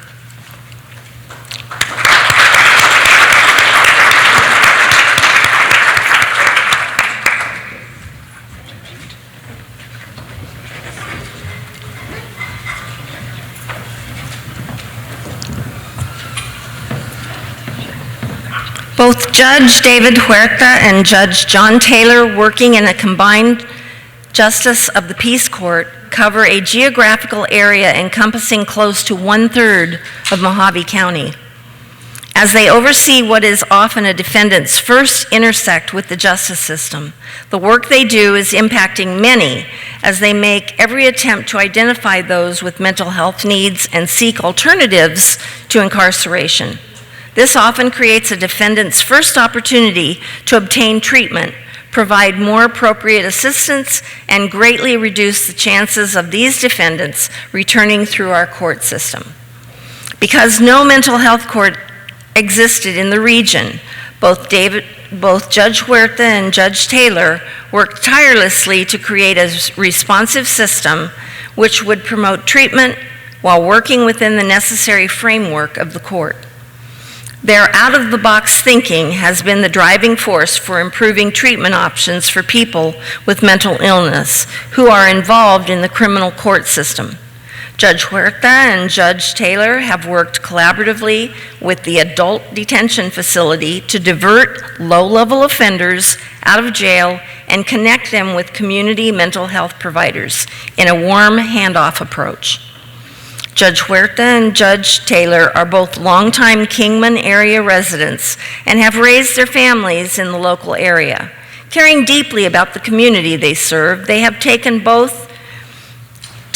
extraordinary steps to identify those in need of a different approach, who are better served outside the jail setting.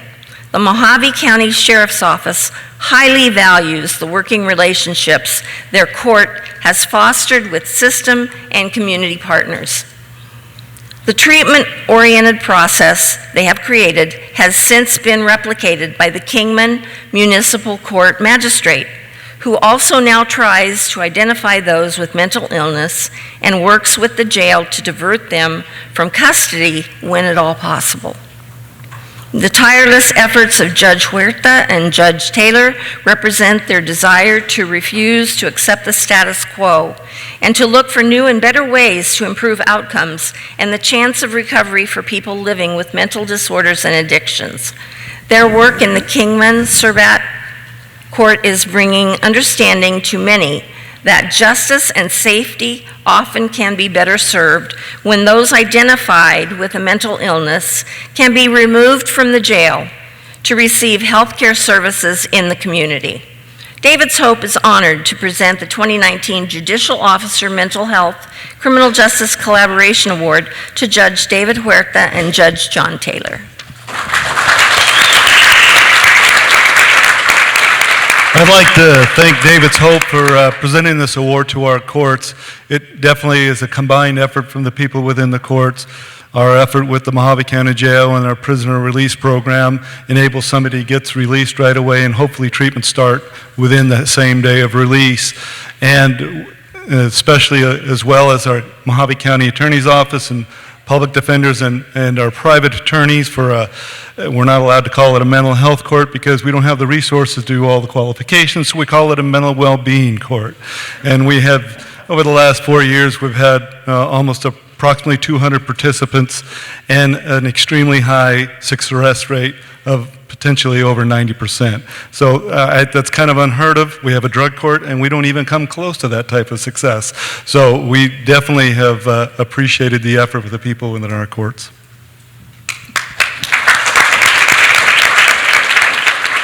Hi, I'm Judge John Taylor, and I thank you for inviting me down here.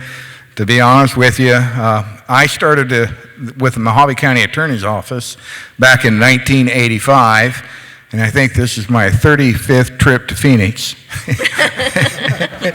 But when I got the email from you inviting us down for the award, I went into Judge Huerta and I said, I've never heard of these people. We need to get on the internet and see if it's a scam.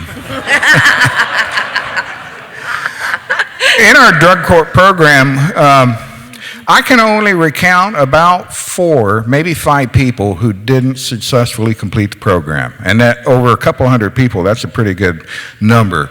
But I would point out, we have all the community partners in play, including family. It's important to bring them to court. Wow. Thank you.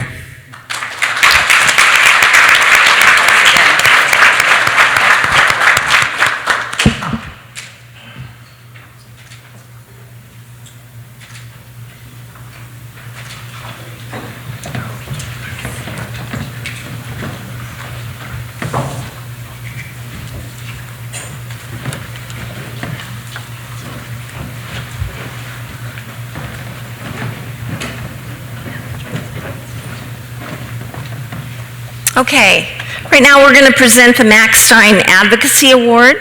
If I can have Kathy Basher come up, she was our 2018 recipient, and have Mrs. Sharon Dine come up. She will also provide a few words about Max. And Steve, you can come up too.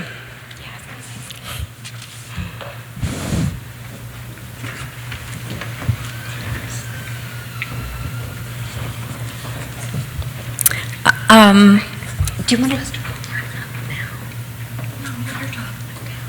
Do you want to talk about the award? Okay. My late husband, Dr. Max Dine, was. I'm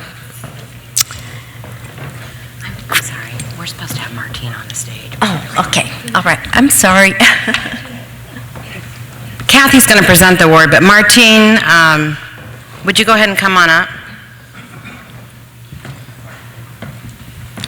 Thank you, Mary Lou. There's a lot of shuffling going on. You go first and then let her talk. Because I hate to share the award this year. Martine, I got it last year, now I have to share it again. Congratulations, Martine. Okay, Martine Felix is a dedicated advocate serving Santa Cruz County. Martine is a leader who cares deeply about the clients he serves. He serves as a support and mentor to clients who are at different stages of recovery and always works to put their needs and interests first. In all he does, Martine gives his clients unconstitutional support, unconditional support to clients who are unconstitutional too. Support to clients who are engaged in the justice system at many different intersections, from attending court hearings to supporting clients as they work to successfully complete their terms of probation. Members of the Nogales community have become well acquainted with Martine as he becomes a sought-after speaker. The impact for good has had in Santa Cruz continues to grow as he reaches out, making himself available to speak to community groups, to juveniles at detention centers, to faith communities, 12-step groups, and more. He threatened me if I called him Martin. Martine will speak to everyone and anyone who will listen. I'm sorry, Martine. Martine's advocacy is powerful due to the personal experiences as he shares his own life story. He knows how to articulate what living is in the grips of addiction is like, how incarceration impacts a life, and how mental health treatments must be addressed. As a driver of the cycle of incarceration, he has strengthened relationships between people on both sides of our criminal justice system, both with those in law enforcement and the courts, as well as those whose lives have intersected with the justice systems, as they go through the process of arrest, incarceration, and community reentry. Nowhere in his advocacy more evident than his efforts to launch the Santa Cruz Mental Health Criminal Justice Coalition. Martine has been able to bring together mental health criminal justice stakeholders to create ongoing partnerships being built around the common goal of improving outcomes and promoting recovery for individuals living with mental illness and addiction. David's Hope is honored to present Martine Felix with the 2019 Max Stein Advocacy Award. Thank you, Martine.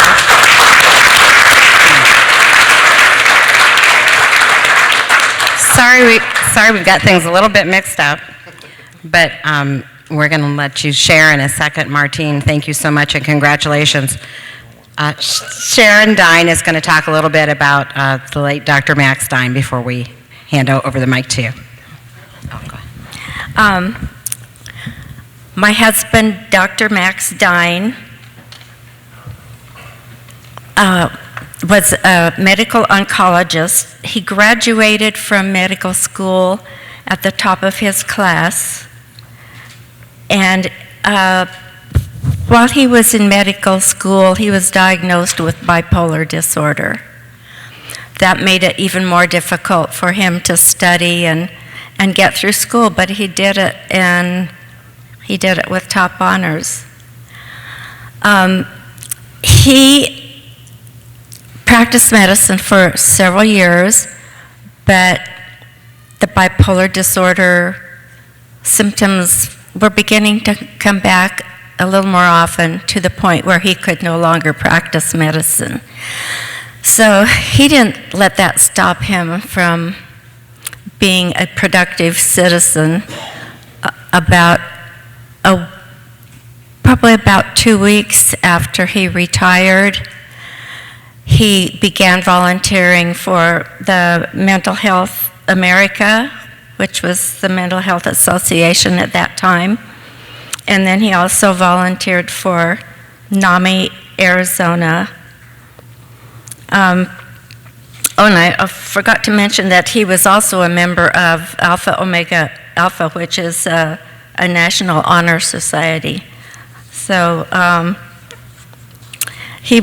one of his accomplishments was being instrumental in getting Major Sam Cochran from the Memphis Police Department to come to Phoenix and help the Phoenix Police Department and other departments in the state to develop their CIT programs. He volunteered for other mental health organizations too, and he did that until he developed Parkinson's disease, and that slowed him down, but he didn't let it stop him. On the days that he was not feeling well, he would just get on his computer in his room and get on the telephone and do as much over the phone and internet as he possibly could. So I was really very, very, very proud of him, and very happy that David's Hope decided to have an award in his name for exemplary people who deal with this awful illness.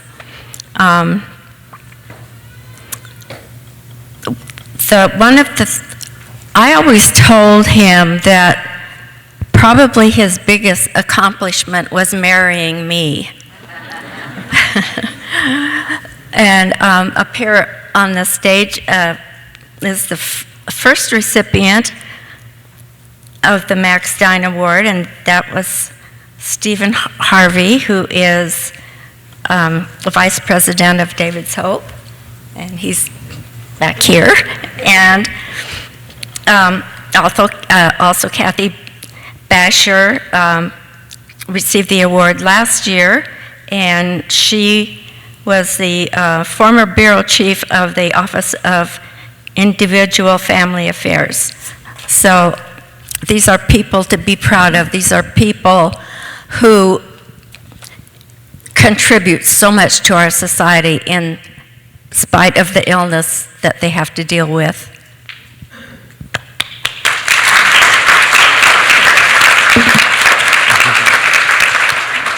I'm very nervous. I am honored to receive this award on behalf of Wellness Connections, our amazing group of people I get to work every day. This is a team effort. I'm just honored to be getting the award, but this award goes for the team effort. I'm just here receiving it for them. You know, it's not a one-person thing.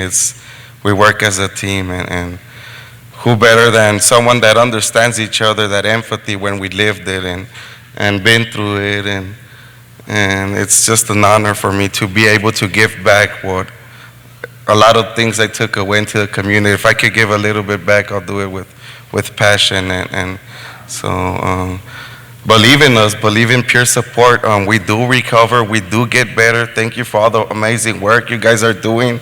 I'm an example of that this really does work, and there's a lot of people getting better, families are getting better, but there's a lot more work to be done. But peer support, I think it's a special sauce for treatment, you know. We can relate in a different level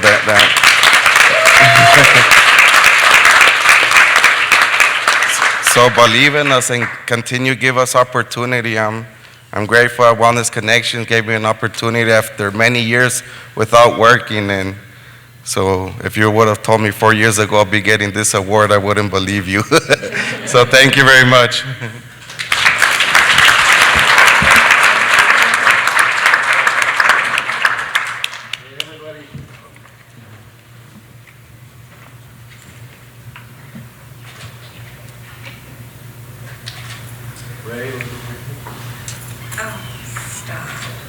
Get hot in here.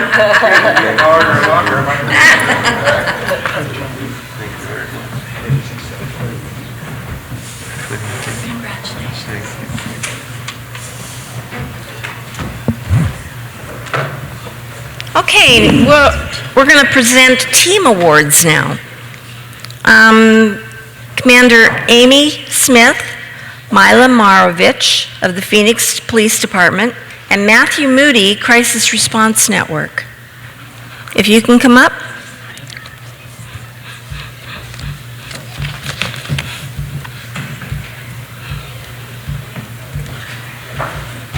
Are we missing somebody? Oh, that's right, Amy's not here. So they'll accept the award for her.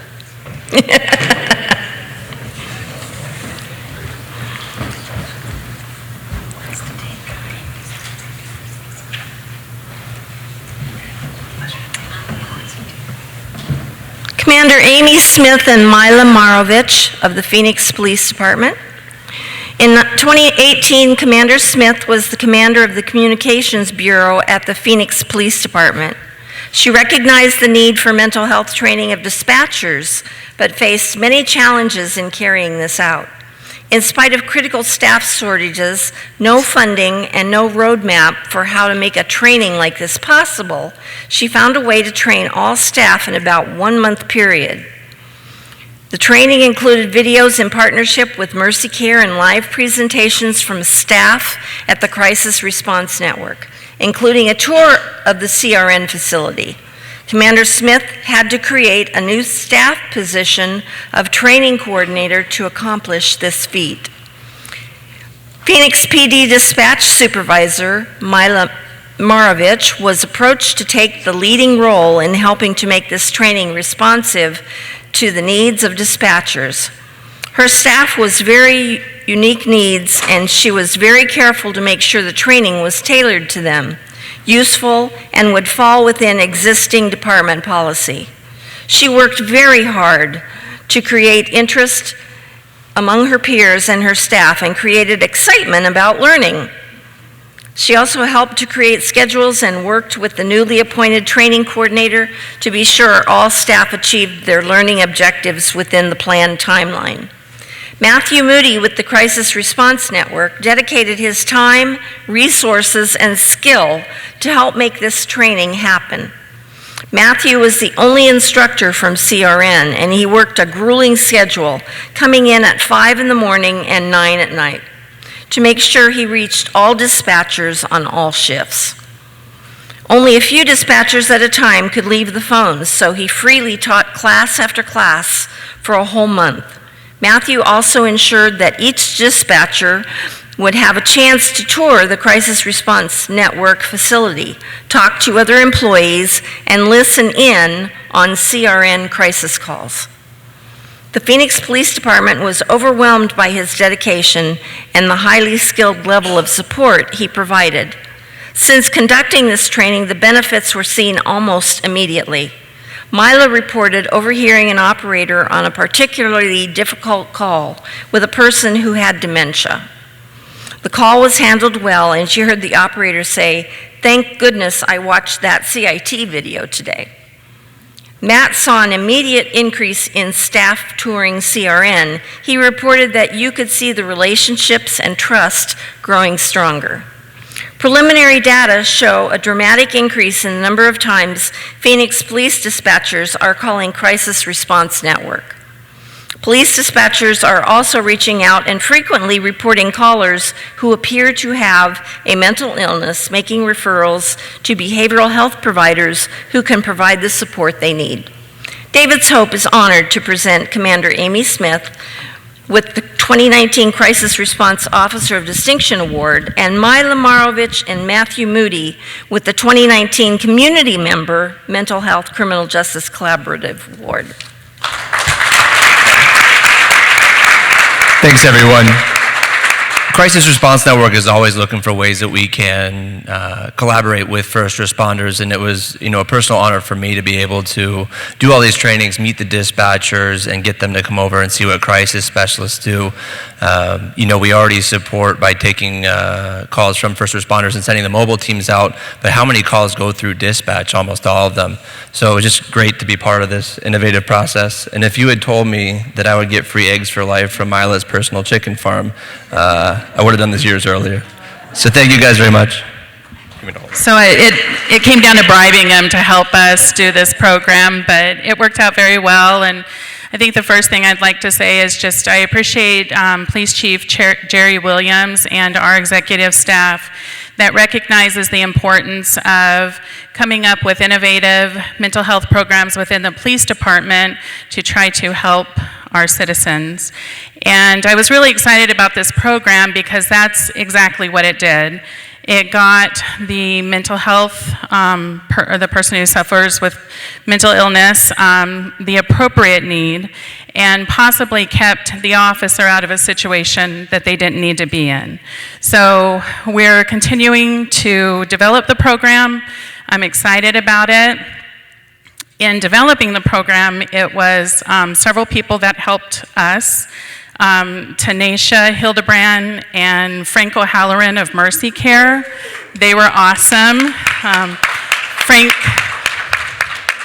Frank even did one of our videos for us on kind of Psych 101, so that was exciting.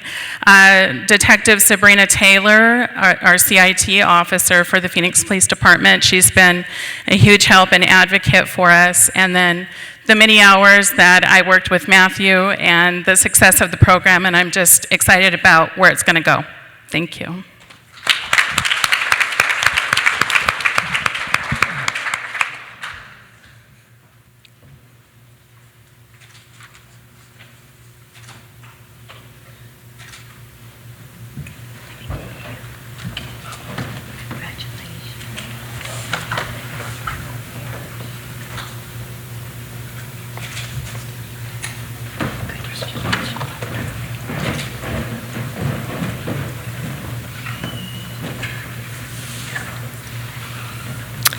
The next award is the Reach Out Collaborative Team, which is from Yavapai County Sheriff's Office, or YCSO. So I'll say that. So if I can have YCSO's Inmate Services Bureau Project Manager, Christy Hambrick.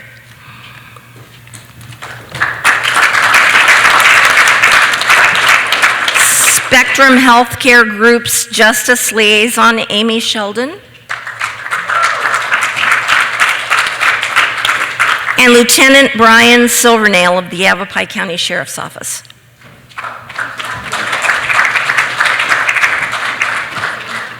Is Brian not going to be here? No? Oh, Brian's not going to be here, sorry.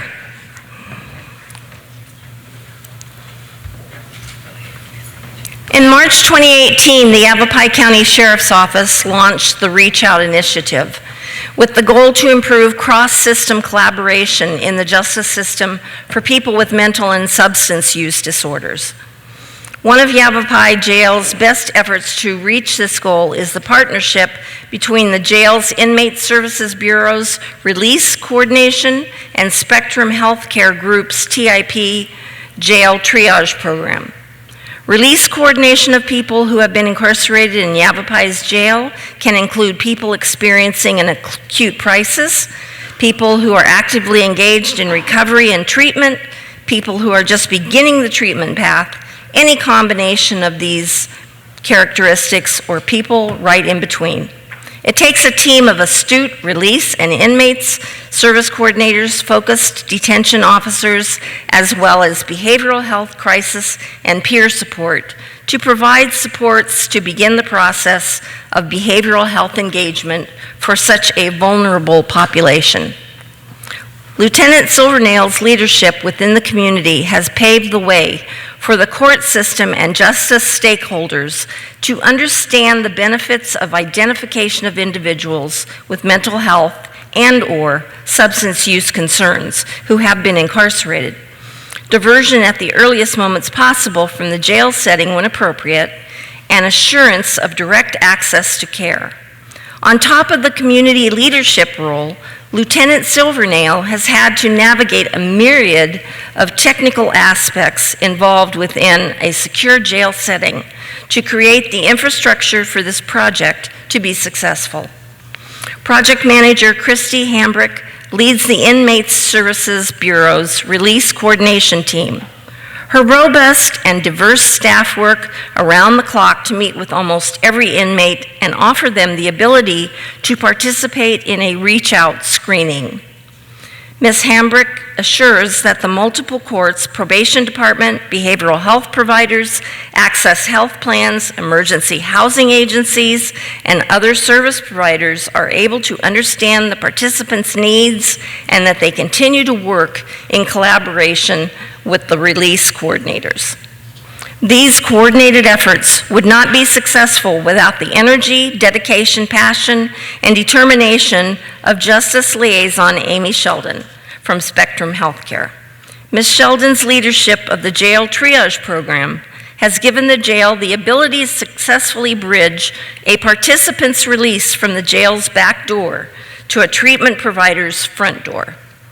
Her experience working in the behavioral health field and with persons living with serious mental illness and persons experiencing crisis episodes has allowed her to understand the needs, concerns, fears, and behaviors of this population. Ms. Sheldon and her team have the ability to adapt at a moment's notice dependent on the situation. Amy Sheldon's advocacy for this population has not only provided participants the ability to engage in treatment, but to create a safety plan during exceptional, anxious transitions. David's Hope is honored to present the 2019 Community Member Mental Health Criminal Justice Collaboration Award to Christy Hambrick and Amy Sheldon, along with the 2019 Crisis Response Officer of Distinction Award to Lieutenant Brian Silvernail.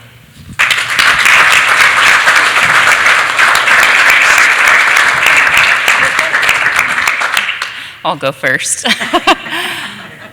First off, thank you, David's Hope, for selecting me for this award. I'm really honored to receive it. March 18th of 2018, we launched the Reach Out program in the jail, and what we've done in a short amount of time has been pretty amazing. We couldn't have done it without the vision of Sheriff Masher, Chief Rhodes, and our amazing release coordinator, inmate services team. It's been truly a huge effort by everybody within the jail. I'm proud to partner with the TIP program, Amy. She's always there for us. And so I'm just excited of what's to come and where the program will go.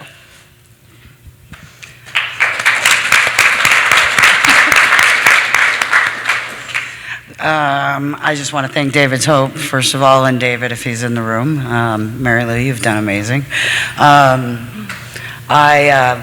This award is not really, it feels almost disingenuous for me to receive this award. It is a team effort. It's between Yavapai County Jail, it's my supervisor, and it's April Rhodes, Sean Hatch, Carrie Cray, Gina Vega Mendez, Jody Marion.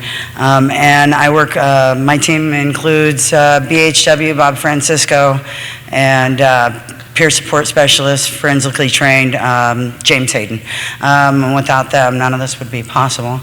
I want to thank my son, Timothy, for getting some time off from the Navy to be here. It was an effort.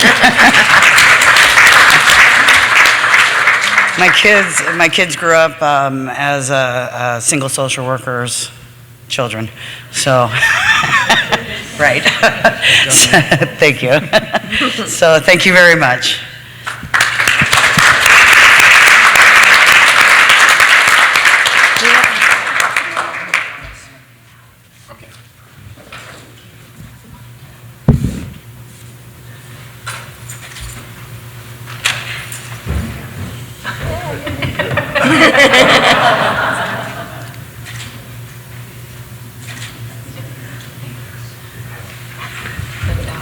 Let me give you this.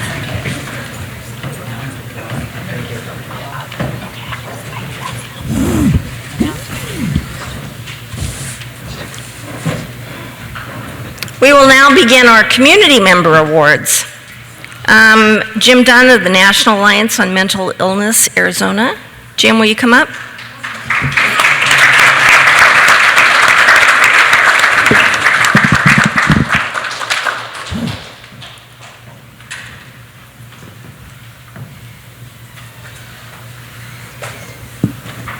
Into the oven. Since December 2011, Jim Dunn has served as the Executive Director, CEO of the Arizona State Office of the National Alliance on Mental Illness, or NAMI of Arizona, the nation's largest grassroots advocacy organization serving individuals and families with mental illness. A 20-year pioneer in the Arizona behavioral health community, Jim is a staunch supporter of individuals and families with mental illness, community collaboration, and integrated care. In addition to working as a State of Arizona vocational rehabilitation counselor, recovery services administrator, and site administrator of one of the larger adult SMI direct care clinics, Jim helped launch the first Latino family peer-run organization. Remains active with the Arizona Mental Health and Criminal Justice Coalition, the Phoenix VA Mental Health Advocacy Council, the board of the Arizona Peer and Family Coalition, steering committee of the Arizona Justice Alliance, member of the Maricopa County Independent Oversight Committee, and Arizona Supreme Court Committee on Mental Health and Criminal Justice. He is currently working with all three branches of Arizona state government and law enforcement agencies across the state to address the all too frequent intersection of mental illness, homelessness, and criminal justice. When do you find time to sleep? An 8-year Air Force veteran, Jim earned his bachelor's in human resources, master's in educational counseling, and completed coursework toward a doctorate in behavioral health. Those who know and work with Jim have experienced the impact he has had in bringing people together to improve outcomes for people living with mental illness. His support of individuals living with mental illness and their loved ones has had a life-changing impact on hundreds, if not thousands of people within our state and across our nation. David's Hope is honored to present Jim Dunn with the 2019 Community Member Mental Health Criminal Justice Collaboration Award.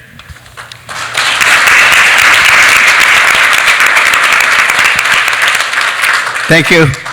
I didn't want to insult anybody when they proposed this award. I said, I either need, want, or deserve this award. I'm just privileged to be able to work with a bunch of incredible people and be a cheerleader. But after I thought about it, and we've been insisting all along, it's about relationships, and I've been privileged to know you, Mary Lou, since you started this organization, and I'm very proud and thankful to walk amongst you, and Kathy, and some of you people I've known for a long, long time, and it's a privilege, and I thank you. And so I will accept this award on behalf of NAMI Arizona, and our incredibly kind, patient, tolerant, loving, and understanding board that has given me far too much opportunity to stretch the boundaries of our relationships. But I sure do appreciate it. Thank you.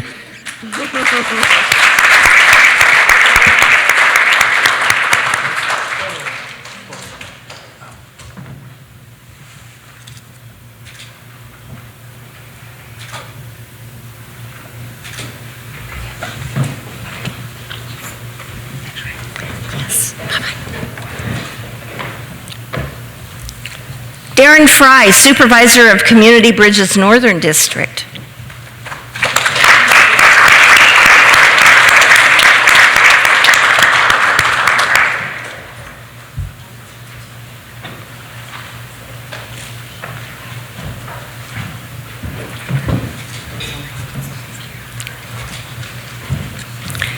Darren Fry has distinguished himself as a pivotal leader in Gila County. He has served the region to see that mental health and addiction treatment is accessible to all who are in need of these services. Darren has made linking individuals who are involved with criminal justice with these behavioral health services an important priority. His work has made the creation of service linkages a reality to jail inmates, as well as to those being released from incarceration. Darren's commitment to improving collaboration between mental health and criminal justice stakeholders has helped to build great momentum in his region. His efforts have included building partnerships between judicial leadership, county officials, law enforcement, mental health treatment providers, along with community and faith leaders. Darren has traveled the state along with county law enforcement leadership to learn varied techniques and share ideas on how to continue to improve early identification, assessment, and treatment processes in the jail and continuing upon an inmate's release. Darren has gained the respect of community partners throughout his region, and it has been said by some that you can best summarize the impact he has on his community by simply saying, when Darren speaks, everyone listens. Darren has obtained and is coordinating a grant which will serve to further empower the jail health staff to improve with greater efficiency their early identification and treatment protocols, creating greater treatment accessibility as a priority for individuals who are justice involved. Darren, working with county leaders and community partners, is making plans to see the numbers of those who are returning to recycle through the Gila County Jail continuing to decline. Currently, Darren serves as chair of the Gila County Mental Health Coalition. His leadership is bringing the community together as a growing group of stakeholders, commits their efforts to the work of decriminalizing mental illness and addiction.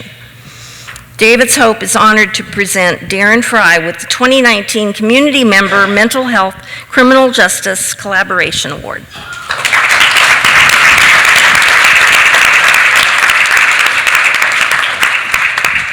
Thank you, Mary, and I want to thank you, David Soap, for this. This is truly an honor. It's very humbling. I'm really excited to accept this on behalf of Community Bridges and the work that we're doing with our community stakeholder partners. Major Justice Holberg, he had to take off. It's been truly an honor to kind of hitch our wagon to his vision and be able to assist Gila County in providing services. I want to thank Sheriff Shepard for his opportunity and his vision. Somebody who couldn't be here today, has been kind of my partner in this, is Lieutenant Sweet Carlson. He's unfortunately was not able to come today. There's some people in the room that really helped us. Lieutenant Carlson and I set out on a mission about a year ago to go around and visit some of the counties and who have operating programs. And I'd like to thank Yavapai County, Christy Hambrick, Bea Thayer, who isn't here, and they graciously let us spend the day up there with them and going through their program. Steve Julian with Navajo County, we went up there spending a day with him. I'm really excited that on June 1st, we kicked off the Reach Out Jail Coordination Program in the Gila County Jail System. That's been pretty exciting. Really, I wanted to, if you get an opportunity to do this for a living, it's been pretty exciting to me for the last 7 years, considering where I started with Community Bridges 7 years ago. If you have, with a little bit of hard work and some luck, then there may be somebody will notice that and give you some new opportunities. I've been that fortunate. About 3 years ago, there was a person that did that, gave me a new platform with Community Bridges to go out and do some stuff on more of a regional level. And this person not only gave me this opportunity, but this person also took me under their wing, mentored me, and helped me understand how this works. I'd like to recognize that person as well. He's here, probably won't like that I'm going to recognize him, but Community Bridges Chief Operating Officer Scott Hallen. Thank you, Scott, for the opportunities.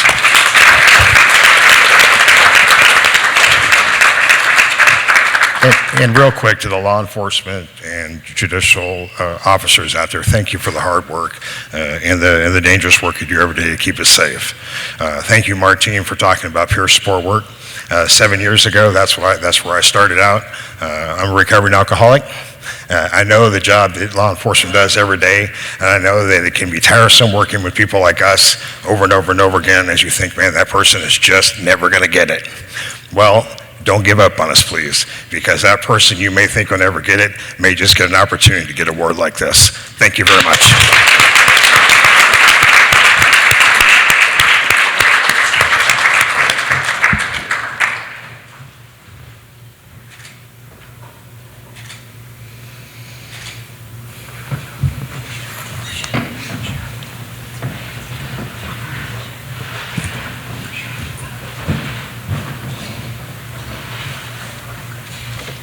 Blas Minor, Battalion Chief, Chandler Fire Department.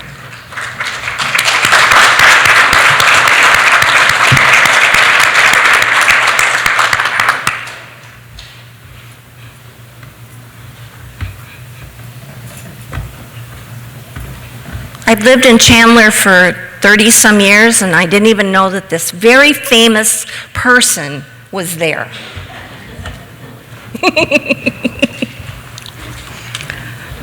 Blas Minor Jr. is a former Major League Baseball pitcher who spent 13 years in professional baseball. Chief Minor is an emergency paramedic and has been with the Chandler Fire Department for 18 years, learning the positions of firefighter, engineer, captain, and now battalion chief. For 2 years, he served as Battalion Chief of Health Services and Public Relations, where he directly supervised the community medicine and crisis response programs. Chief Minor was named Firefighter of the Year in 2015. He is a board member of the Chandler IM Project for opiate addiction and has represented his department as the Public Information Officer. He readily volunteers his off time mentoring youth and being a servant leader.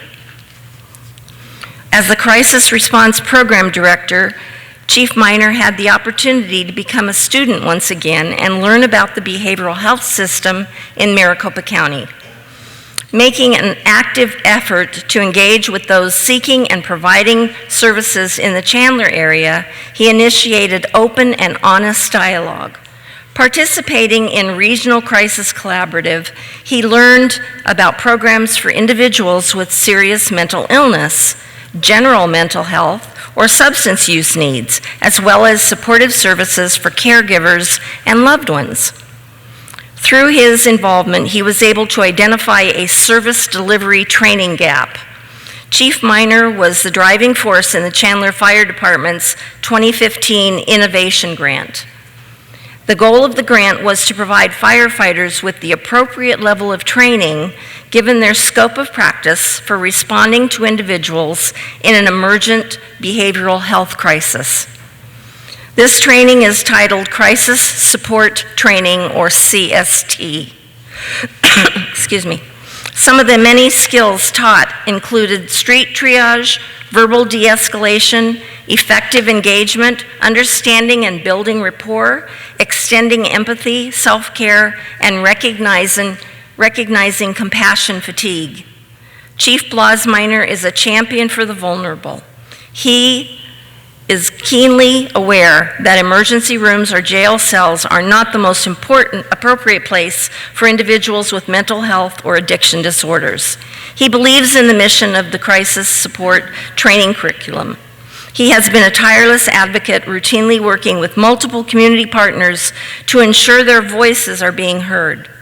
He has co-facilitated workshops and conferences across the nation, including at CIT International, representing the fire perspective.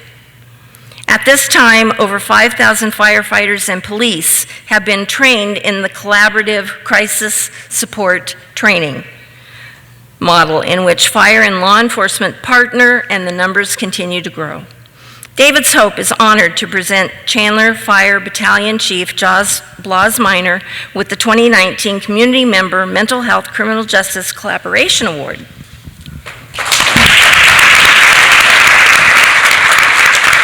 First of all, thank you, David's Hope, for the recognition. I appreciate that. But as a pretty much majority of my lifetime being in youth or sports in general, I know that you're only as good as the people you surround yourself with. So I want to introduce my team here. My team consisted of Mercy Maricopa, Community Bridges, Crisis Response Network, NAMI, Centerpoint, ASU Center for Applied Behavioral Health Policy, Mesa Fire and Medical, Chandler Fire Department, Blue Paws, CPR, La Frontera, Magellan, Mercy Care, Cornerstone, Firestrong, Bulletproof. Quite a team to be built. We came up with a question in that the police officers had CIT trained officers, and we were recognizing that out in the city on the streets. My firefighters were saying there's a difference. There's a different type of officer in the street treating behavioral health patients, and they recognized that. And we were getting on our fire trucks saying the same things. Are we doing the right thing for our patient? And the answer was no. So we came up with this CST training for firefighters so that we can better communicate with our police officers out in the street and the behavioral health community when we encountered them on a day-to-day basis. Back in the 70s, it was EMS that crept into the fire service. Most of us got in the fire service to fight fires. We wanted to run into the buildings, and we wanted to put out the fires. In today's day and age, firefighters are probably about 80% of the time are doing emergency medical calls. And of those 80% of those calls, we were considering probably about 50 to 60% of those calls had a behavioral health component to it. So we were basically asking our firefighters to go out in the streets and do things that they weren't comfortable doing. So there was 3 quotes that I kind of came up with during the training, and it was, get comfortable being uncomfortable. It was something that I kind of related in the baseball world that I grew up in, but they needed to get comfortable in dealing with patients that were having these crises out in the field. The other one was, people don't care how much you know until they know how much you care. So I don't care how good of a firefighter, police officer, EMT, paramedic that you are, if you don't show them that you care, they don't have a lot of time for you. So they all had a story to tell. We weren't giving them the time to tell that story.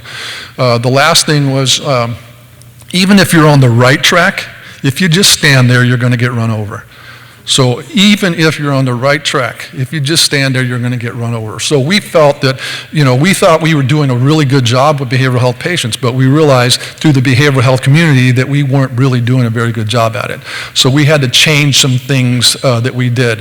As paramedics, when we encountered a young child, so a pediatric patient, we could not treat them the same way we treated an adult. So we made those adjustments on the fly going through the EMS world. So for us to come in as CST and try to train them, and how do we better train our firefighters to deal with these behavioral health patients, it was a simple fix. It was just speaking their language. And we appreciate the team that we compiled, the input that they gave us, and the direction that we could now go forward. You know, like I told the kids in grade school when I used to teach there, every big fire that you probably see started with a little bitty spark. Okay, so we just started this. It's going to continue to grow. We talked about 5,000 strong now going, and we're going to be teaching this CST training to the state fire school in about 2 weeks. So all the smaller municipalities across the state are going to have this information available to them. So thank you for the board. Thank you for letting me to talk. Thank you for the team members that are out here in the audience. I appreciate it.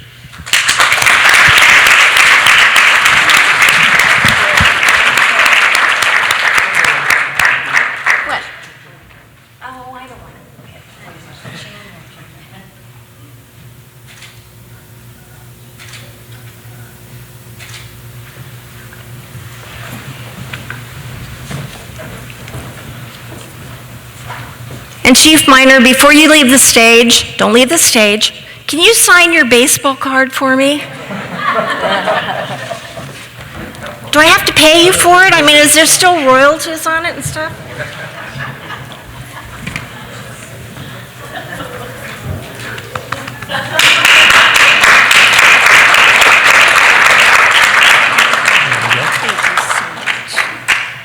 Oh, okay.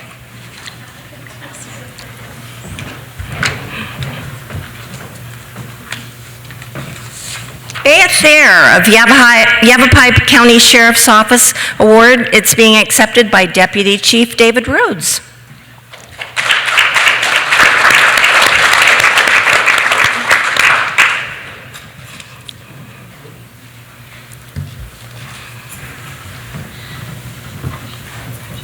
One year ago, Sheriff Scott Masher announced the appointment of Bea Thayer as Executive Director for the Yavapai County Justice and Mental Health Coalition. Bea's duties include oversight of the Mental Health Coalition Task Force, including the Reach Out program. The task force work includes pre- and post-arrest diversion services, as well as various aspects of mental health training, guidance, and resource coordination for first responders and other partners in the criminal justice system. One of Bea's primary roles has been to oversee YCSO's Reach Out program.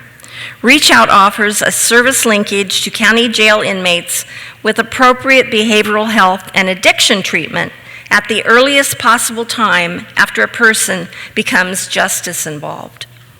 The goal of Reach Out is to reduce jail recidivism and reduce the jail population overall. In her own words, Bea explains, where we have been successful is in learning to have conversations with someone in one of the worst moments of their life, identifying what risks they have. We also are becoming more successful in how we translate that information to the court. We now have something that we can offer the justice system, which puts everyone at the table. We're able to say, we now have this tool. What's the best way for you to use it? Success comes when partners look for the new ways to address old problems. Our hypothesis is, if they stay engaged, they'll stay out of jail and get back on their feet. Bea's extensive 20-plus years of experience in the social service arena allows her to bring a network of resources and expertise to Yavapai County. She is actively engaged with the courts, multiple law enforcement agencies, probation, the county attorney, school administrators, victim and family advocacy groups, behavioral health organizations, and more. The Yavapai County Sheriff's Office is extremely grateful to have Bea and her wealth of knowledge working for the benefit of the Yavapai County community and providing leadership statewide. David's Hope is honored to present Bea Thayer with the 2019 Community Member Mental Health Criminal Justice Collaboration Award.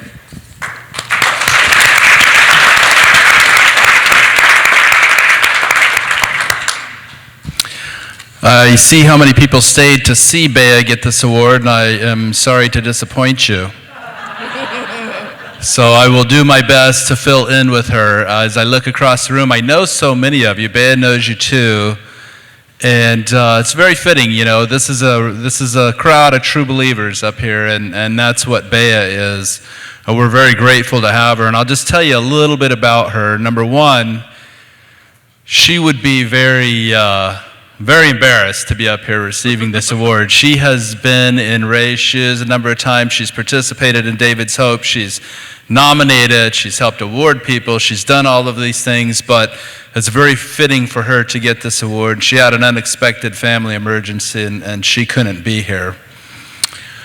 Bea came to us, actually, she became involved in our project in 2015 when I met her, and she came down to the jail to tour and learn some of the things that we were doing, and from that moment on, she just took an interest in Yavapai County, and thankfully she did, because she really has guided us to kind of where we're at today. She's been a wonderful resource, and more than a resource. She's got this, for those of you that know her, she has this unique skill to just kind of make everybody understand each other. I don't know how she does it, but it very much brings all of the players together, and it makes her the perfect fit as the executive director of our Mental Health Coalition, because she has the entire community listening to her and making moves based on information and things and ideas and thoughts that she's able to share. So, it's the end of the day. I won't say a whole lot more, but thank you very much to David's Hope. Thank you very much to Mary Lou. Thank you very much for the support for the Yavapai County Sheriff's Office, for decriminalizing and destigmatizing mental illness. This is a fantastic, but this is not just, we're not just talking about some small victories and whatnot. We are in the middle of system redesign. Things will forever, never be the same when we're done with this. And there's a core group of people that are involved in that. Bea Thayer's in the middle of that, so thank you very much.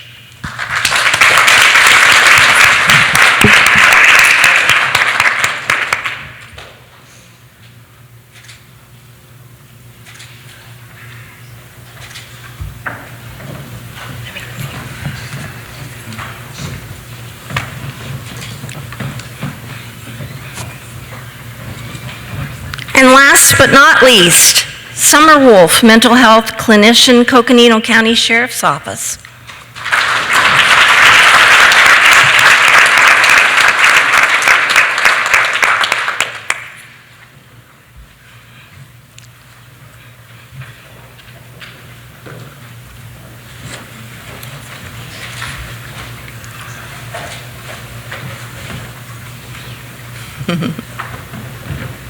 Summer Wolf is the mental health clinician for Coconino County Sheriff's Office Detention Services, serving nearly 20 years, including working as a detention officer. She has served the last 10 years as the jail's mental health clinician. Summer's work has included evaluating results of a jail review showing extremely high numbers of inmates presenting with co-occurring disorders of mental illness and substance use, including a large percentage who were receiving medication for mental health disorders. She also noted a significant rise in the number of competency and restoration proceedings, resulting in inmates being held in custody for long periods of time. In response to these trends and with the support of the Sheriff's Office, Summer developed and implemented the Rule 11 Diversion Committee to identify inmates with a mental health diagnosis being held in custody who would benefit from diversion or reconnection to services. The committee is a multidisciplinary team that consists of the jail mental health clinician, jail commander, support operations lieutenant, as well as outside stakeholders consisting of the City of Flagstaff's prosecutor and public defenders, representatives from the local regional behavioral health agency, and other community partners. Summer works with the committee to identify and explore alternatives to incarceration through their collaboration with the Flagstaff Municipal Court. By offering coordination between the detention facility, the courts, and treatment providers, the team has had a huge impact on the lives of recipients by reducing the length of incarceration, coordinating releases, reconnecting them with treatment providers, and reducing the cycle of rearrest through improved access to care. In 2018, the committee identified 85 inmates who were reviewed for options other than incarceration. This cooperative was able to divert 52 inmates out of the custody of the sheriff's office while connecting them with mental health services. Due to the success that the Rule 11 Diversion Committee has had under Summers' expert hand, future expansion is planned to include the Coconino County Justice and Superior Courts. David's Hope is honored to present Summer Wolf with the 2019 Community Member Mental Health Criminal Justice Collaboration Award.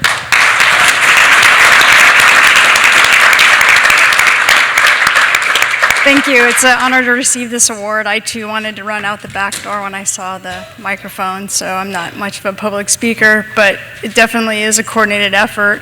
I appreciate everything that David Hope's doing, and I know, with us all working together that we can make a difference. Again, this is a great award to receive, and if it weren't for our city prosecutor, Brent Harris, working alongside the defense attorneys, and Amy Bacon and Sherry Brock, who work with Stewart Health and Southwest Behavioral Health and the Guidance Center, the support of our administrative staff, the sheriff, Matt Figueroa, again, it wouldn't be possible. And one person I'd like to thank in this room is my mom for her support and also having a stellar work ethic and leading by example. So thank you, Mom. I wouldn't be here without you.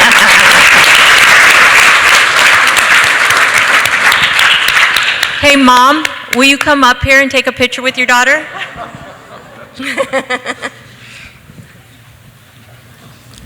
While they're taking pictures, I just wanted to let everybody know that's an award winner, that there are boxes out on the table if you want to put your award in a box. If you don't, that's fine, just leave them.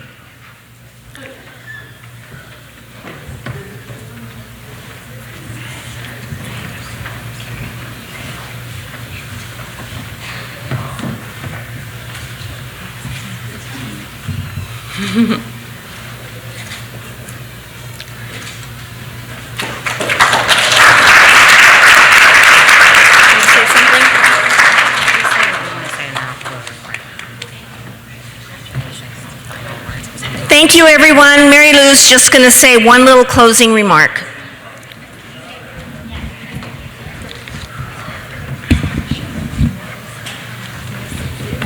I just want to thank Sheriff Driscoll.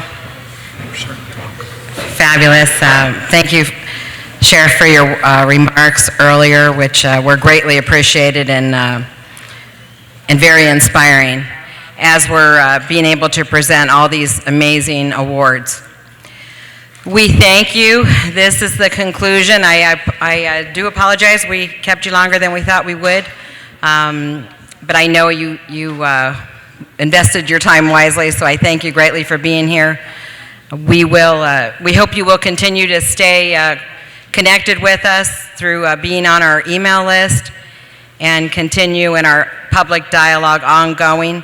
Thank you for your work, for our judges and folks that came from far out of town. We appreciate it. We want to stay connected with you, and we are inspired by your service. So you're the reason that we're able to make headway. The work you do every day. So thank you and have a safe drive home.